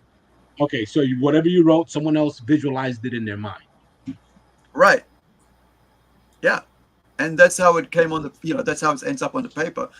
And that's like same with working with, Louise on the Howler, writing that and then going to Louise, hey man, sketch up something, let's do thumbnails and figure out. And then back and forth we go across and see whatever works, because at the end of the day, we're creating art together. It's not just me doing it, it's both of us creating an amazing piece of artwork together. And then, then the colorist comes in and goes, okay, let's do that again. Let's add something to that and make it more, add my extra piece to it. So you got 30, 30, 30, right? And it becomes like, I guess 40 with me, because I'm doing the writing and conceptualizing that in my head. You got 30, 30 with the artist and the colorist, makes that 100% of what you finally see, right? And that's what I love about working with artists, because I'm an artist myself, right? But I don't illustrate. I paint, I don't illustrate. So I think having someone who's actually an illustrator work on something is probably the most amazing thing. And I think people who just think like typing shit into a chatbot thing or AI thing will bring you something art. It's not, because when you really think about this, there's 3 people working together to create great work. Yeah, that's the thing too. Back in the day, if you were to go get a job at the comic book places and stuff like that, they didn't want you to be the superhero guy who can draw, who can ink, who can color. You know what I'm saying? They wanted you to be the inker. They wanted someone else to, have been the penciler, the colorist. They want these separate titles to have something written in a book. You know what I'm saying? They be like, all right, we have the colorist, the artist. They want something written and to fill the book like it has some sort of writing in it. You know what I mean? But nowadays, if you do it all yourself, people don't really appreciate it as much as having a team for some strange reason. I don't know why. They don't want the know-it-all guy to do it, Well, the thing I think that comes down to is because they know that. Here's how I see it as a personal thing, right? If it's all me, then then if you criticize my work, then it's only me you're criticizing. So I will now be angry with anybody else because it's all mine, right? But if I get an editor to look at it, if I get an artist to look at it, we're working together as a team, and now, you know, we're trying to make something great. So if the writing's shit, I'll go, yeah, you're right, my writing's shit. Right, let me go fix that, right? Because I'm not the artist as well, because that's just my job. So if I'm only doing the writing, then if it's shit, then I go and fix it. I get an editor to come in, like I do. I get sent out a couple of issues out and I go, hey, can you review this? Is there any mistakes? Is there any grammars? What do you think of the artwork? Is it all right? What do you think of my writing? You know, stuff like that. And then we go and put it out after, or, you know. But if it's only me doing it, it's like I can put out whatever I want, and you know, there's no question to it. I don't think it's the point that anyone put this up. Like, well, I got to get better at this, you know. Which is, to tell you the truth, I don't know. I think that's the way it should be. If you want something done right, you have to do it yourself. That's usually the quote. You know what I mean? Yeah. But yeah, man, having this team. But it's a slow process too, though. Even right? COVID showed everybody. There was a lot of people who believed it and a lot of people who didn't believe it. So a lot of teams did break up because of it. They were like, oh, I need to make some sort of money, you know what I'm saying, because of this situation. So I have to drop my comic book stuff and go get a real job. You know what I mean? So that's what happens. But I think when you do it all yourself, you got to at least do your homework. Find out how to write comic books. Find out everything that you don't know how, and find out how to do it. But no, it's not easy being the writer. It's not easy. That's the reason. I got great ideas for stories. Don't get me wrong. But to sit there and write a story word for word, what every character is gonna say, where, when, why. Yeah, I need time for that, because by the time I get to draw, I totally forgot how to. Well, that's the thing. I mean, for me, like I spent 4 years on stage, right? Like writing for stage, producing, directing, and stuff. Then I spent 3 years at film school, right? And all I ever wanted to do was just write and tell a story. And now I can do that because I'm just allowed to be a writer now, not do stage, not go and act, not go and do filmmaking and direct. I can just be a writer now, and I just enjoy that. Right. You know? Yeah, let me tell you something. I was forced to go to an art school because when I was in elementary, everybody was like, "Oh, you're such a great artist, blah blah blah. Whatever, you should go to an art school, this and that and the third." And I didn't know any better. You know what I'm saying? So I took their idea, like, okay, I'll go. Guess I need to go to an art school. Right? Big mistake. Big mistake. You don't go to an art school if you're an artist. Why? When you're already an artist, you fool. You got to go and find out how to do business so you can sell your art that you know how to do. You know what I mean? So when you go to an art school, you know what they're going to teach you? What you're doing. The names of the things that you are doing. For sure. That's it. Sketching or rendering. Whatever. I don't give a crap what they're called. I just know how to do it. You know what I mean? So I wasted my time in art school. They wanted me to pay for my projects. Can you believe that? Yeah. That doesn't make any sense. So I dropped all that and I took photography. And can you believe a photographer showed me how to make money with my artwork than the actual teachers who was teaching me how to draw, which I already knew. I just didn't know the words to what I was doing. Whatever. You're right. Like that's the whole thing that happened with me. Like, why are you doing it that way? Well, because I like the way it looks. Go, oh, how about using these terms? Or you like a reflection? And I'm like, what the fuck? I just want to make things, you know. Like, I mean, like this is the thing, right? So all I would do when I was at art school, I would just make shit, right? I would just make stuff, and then we'd go and put it in the kiln, we'd fire it, then we go and glaze it. Tell me what I need to do to, you know, to make the right color out of the glazes, like the chemicals. I'm okay with that, but don't tell me how to make this shit, right? But just tell me what I need to do to make it work, right? What chemicals will kill you and what chemicals won't kill you if you drink it out of it. Trial and error. We lose more. We lose more students that way. But look, a lot of times, especially with fine art, is the worst kind of thing to do is go to fine art school, you know? And that's what you're talking about, right? Man. Fine art school. Yeah, I should have never. But I went. I went, and people forced me into going to it. And basically, this photographer, he noticed that I didn't have the money to finish my project, so I had to buy a camera. You know what I'm saying? Right. People would use the free cameras up, because that was their vocational. So they would go to the schools there, and they would jump on all the equipment before the other kids would do it. You know what I mean? So he gave me a chance. He said, "Paint me an eagle, right? The most realistic that you can." And he gave me a time sequence of how to do it, when to do it. So when I finished my eagle painting, I bring it in, and he brought me his painting of an eagle, and he did it faster than me. And he told me, "You know why I did this painting faster than you? Because I used the camera." but the trick was that he took a knee high, he put it over an accordion camera. He took a picture of an eagle, you know what I'm saying? And he took Vaseline with a paintbrush, and he did gestures over the knee high that was stretched over the lens, and he focused it into the picture, and he gave it that grainy canvas look over it. Took a picture of it, put it behind glass on a frame, which you're not gonna break the frame to touch to see if it's a real canvas. Yeah. He printed it over the canvas, and he sold it. He put some name of some Italian painter name he created. So people think that they have to wait for so long because this guy is from Italy somewhere and he's doing a face painter. It's not. It was him. He did it with the camera. He put it in a nice frame that you're not gonna break. You know what I'm saying? So he figured, oh yeah, he painted it. No, but he taught me a trick. You know what I'm saying? Yeah. It was quick. It was quick. You could charge anything you want. You could make multiple copies, make different colors if you wanted. You know what I mean? But no, I sat there and actually painted a freaking eagle. Took me days on. This guy snapped a picture, scrapped some Vaseline on the damn camera. But he taught me something. He taught me something. He taught me how to make money. You know what I mean? That was smart. You know what I'm saying? I already knew I know how to draw. You know what I'm saying? Yeah. But now I can tell people, this painting took me 8 to 10 hours to do. So this is I'm going to charge you for the hourly rate.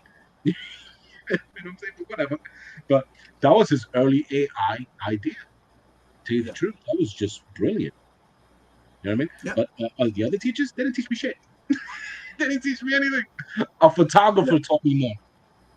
Well, that's the thing about like particular like art schools is they teach you how to be poor artists, right? Well, because they don't want you to get a real job then. Yeah. They want to go into the emotion side of art rather than the balanced, mature side of art, which is how to make a living off your artwork. Now you take a bunch of paint in your mouth and you spit it on the canvas, and millions of dollars. Yeah. Somebody took a dot and said, perfectly dot in the center of a giant canvas. Like, wow, that was amazing. Yeah. Man, it's like the story or the artist is bigger than the artwork itself. You know, it's like the hand drawing the hand. Remember that? That was cool. That art creating life imitating art, something like that. I think it's called. But yeah, man. Right now, everything is a cover for magazines. If that cover is not hot, they don't give a crap what's inside because everybody's just gonna post it, put it in a plastic bag, and put it in a box, or unless they're gonna put it up as a painting on the wall, picture. But that's the thing nowadays, man. If you have a nice cover and some sort of feedback from people saying, "Yeah, it's a great comic book," and it really isn't. Yeah, well, I mean, like we know one comic book that sold millions, but like it's shit. Frogman. What is that? Frog? What was that frog? Cyber Frog. Was it Cyber Frog? Or it was like the other one, ISOM or some shit, right? It's like made $3 million or something, or $8 million, and people are trying to get rid of it. Yeah, Cyber Frog made millions as well. Yeah, surprisingly, it's great. I like it. It was nice, but then what happened after that? He just got happy, and that's it. He didn't continue. This why, like, I mean, like, for me, I just want to tell a good story, and if the art is there to make that story look good, you know, Right. it's like That's deliver you a really good plate of food that looks good, but the food's got to taste good as well. I mean, like, I've tasted like I'm tired of I it. had like a couple of years ago, right, for my dad's, like, we had my dad's 70th or 80th or something, 71st. And they said, "Oh, this is a grass-fed beef, and so and so and so." And all the story was there. Then I get to it, and it's fucking chewy. My mom, who's a chef, and I'm a trained chef, and I'm eating this meal. I'm going, "This is my bad day at home cooking a piece of steak, and here's what you're sending me in a high-end restaurant." I see And what that's you what mean. I don't Right. want that, right? In a comic book, I want my comic book story to be good, and then the art to be good, and so that together you get a good meal, a good entertainment from there. Big old, you know what I'm saying, a jambalaya. Yeah, it's like, oh, mix them there. What the? Put it in. Yeah. It's great. You like that stuff? Put it in there. Yeah. But I'm, you know what I'm saying? Like I was saying, the inside of the comic book has to be nice looking as well, because you actually are going to spend. Right now, how much is the most expensive regular comic book? It goes to like $17 at least. No, $10. dearer than that, because it just keeps going higher and higher. Like the last one, it depends. Like it's like about $14.99 is like for the US, right? Would be that. So, but then it gets to us, we're paying like about 25 New Zealand dollars. See what I mean? That's Yeah. crazy. So there better be at least a good amount of good, you know, quality art. Yeah, but that is for the wearing cover, right? A center something-fold. You know, give me a centerfold. What happened to that Yeah. idea? I like when when you had a comic book and you had a poster in the middle. That was beautiful. You know what I mean? You know, so you would buy two covers so you won't have to break one. You know what I'm saying? So you can take one poster out, you know, hook it up, put it in your room or whatever, and have one that's prestige, put it in a plastic bag or whatever. I've got a Hulk one over there somewhere. My whole like there's masks on the walls, but everywhere else is toys and posters. They're just posters. Oh, you collect all masks over. as well? Yeah.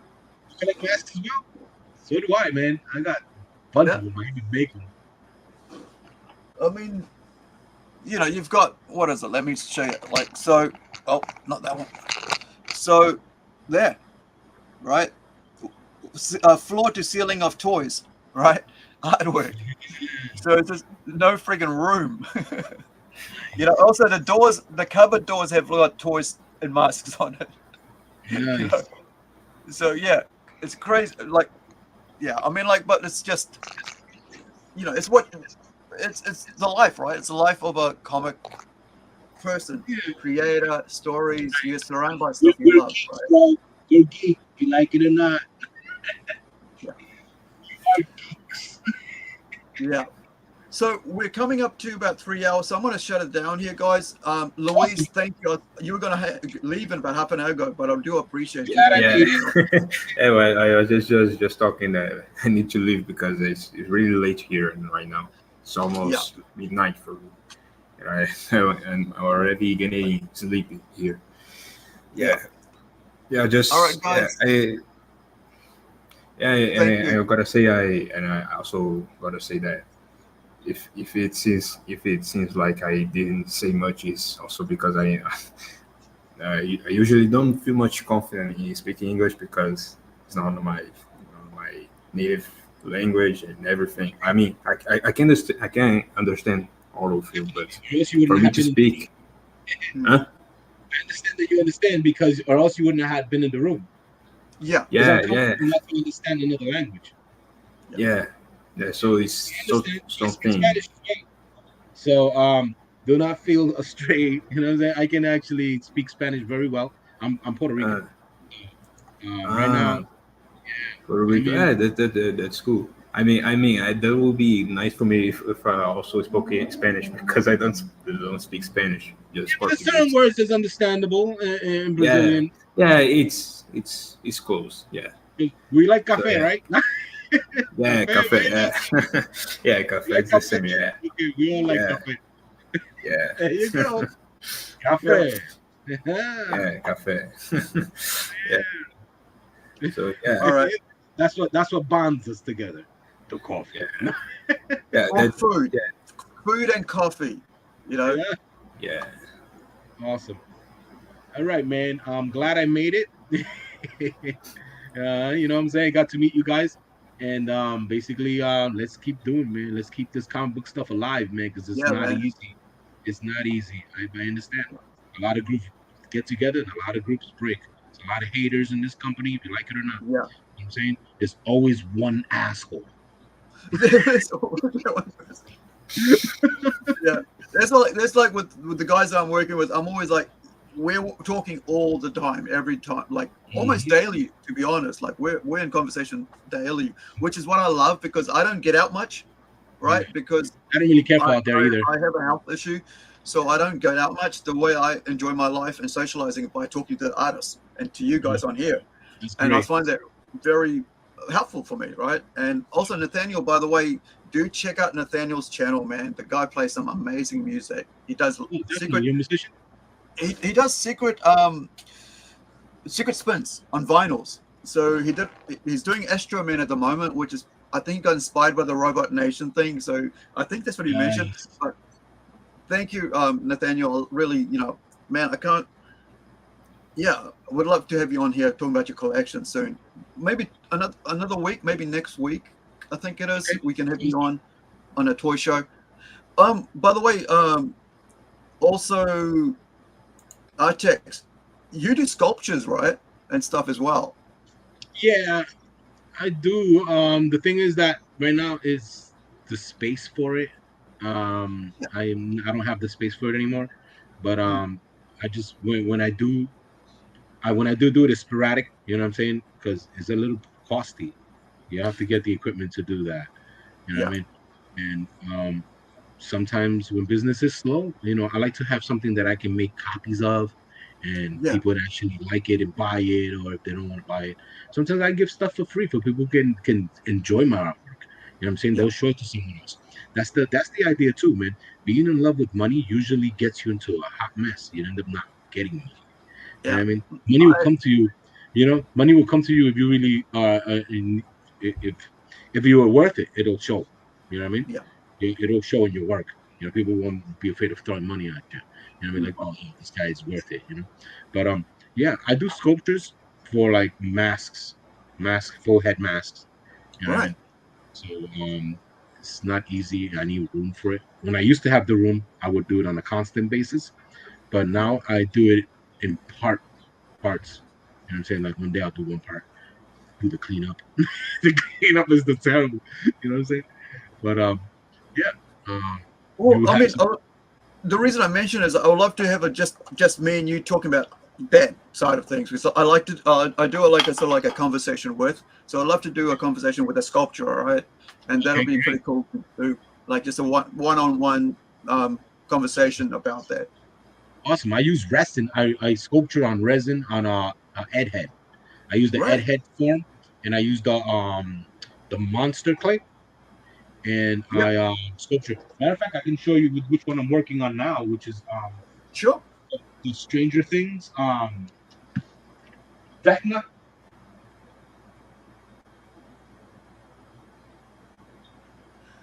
Like we're almost on the closing time here, guys, but thank you for hanging out. We'll just have a look at this work and then we'll finish off. But yeah, Louise, go get some sleep, bud. You'll be able to catch up. But I appreciate it. Thank you for hanging out. For almost 3 hours, man. I really appreciate it. See you soon. Yeah. See you later. Yeah. Let me get some sleep.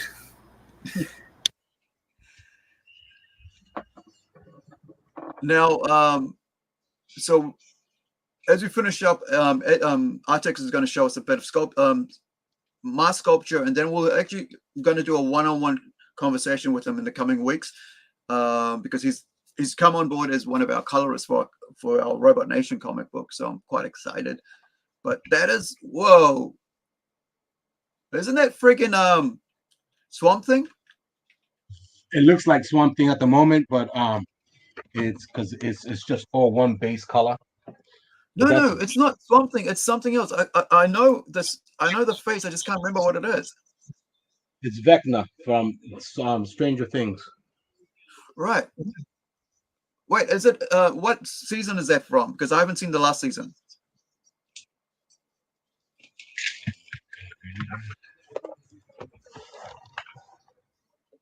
That is so cool, man.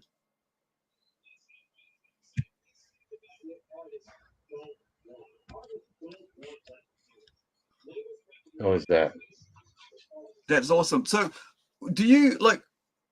I know we're gonna have a longer conversation about this soon, but like, because I have a friend who I mentioned, like Art of Evans, right? He's actually a horror guy. I think you guys would really get along with that because I gave him a couple of horror things yesterday.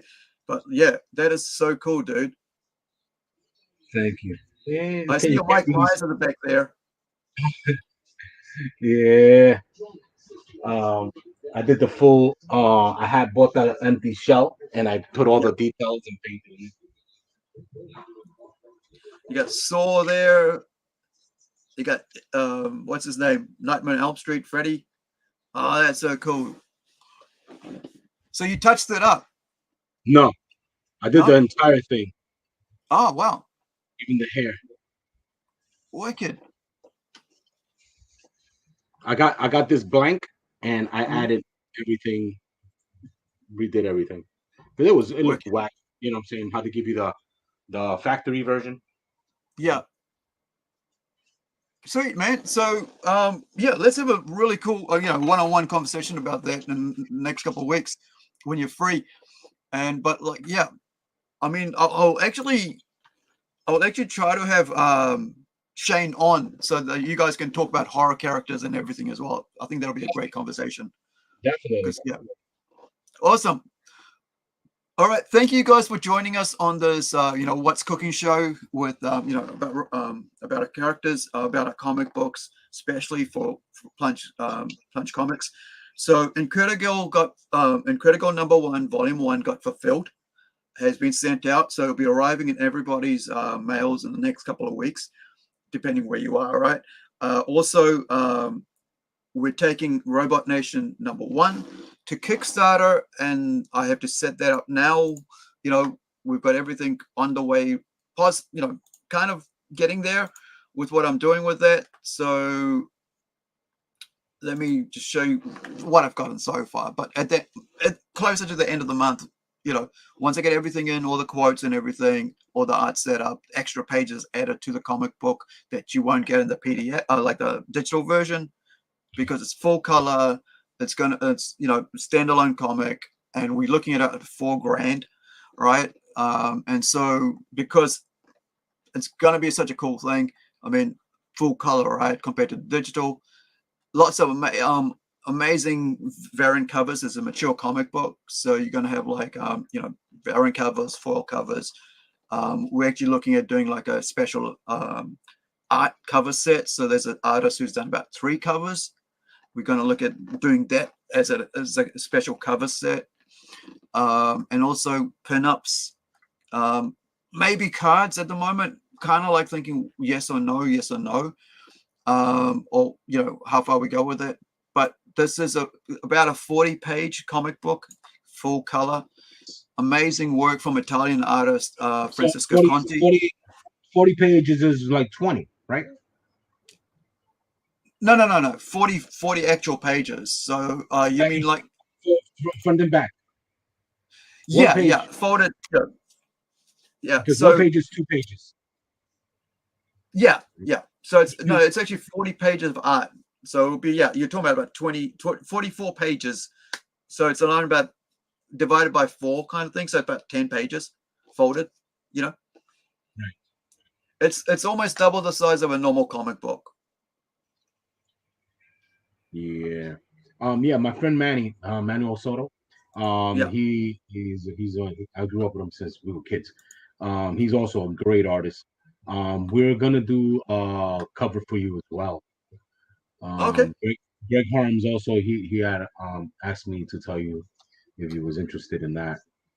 And, wow. Okay. Yeah.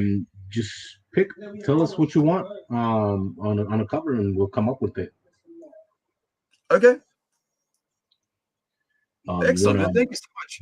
Yeah. This my friend Manny, he's great at anatomy. His anatomy work is incredible, unmatched.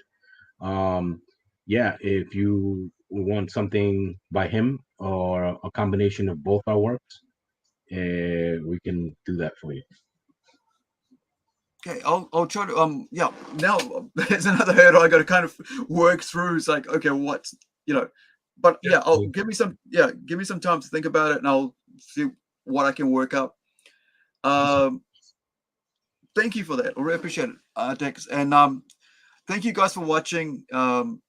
Bit of a long one, but we covered two major things, you know, and it's just having all the guests on. That was really cool. So thank you to Hawk, sorting out our Kickstarter, delivering all that, you know, posting it all to people.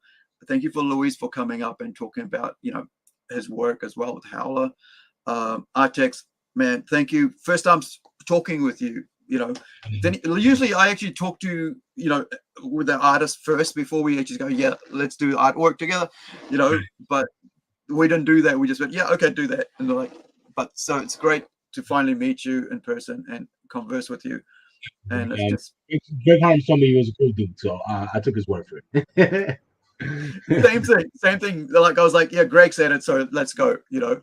So thank you so much, man. Appreciate it. But yeah, I can't wait to have a conversation about your, you know, sculpting and your other artwork apart from, you know, comics, because you also do tattoo, and you know, I'm a huge fan of tattoos as well, so love it. You know. All right, guys. So wherever you are, do you want to say anything in finishing there? No, I'm good. I think we cleared it up today. we said quite some things. Yeah, man. We had some show going. This was good. We should do this again. You know what I mean? Definitely. Make a little. All right, guys. Thank you so much for hanging out with us. Thank you for following us. Thank you for all our Kickstarter backers, man. You don't know what it means like to be able to have something actually get supported this way. And of course, we got the Robot Nation coming again. And not only that, but all our amazing variant cover artists, and also editors. We've had editors go through and reviewers, friends who actually are comic creators, review the comic book before it actually gets to actual PDF.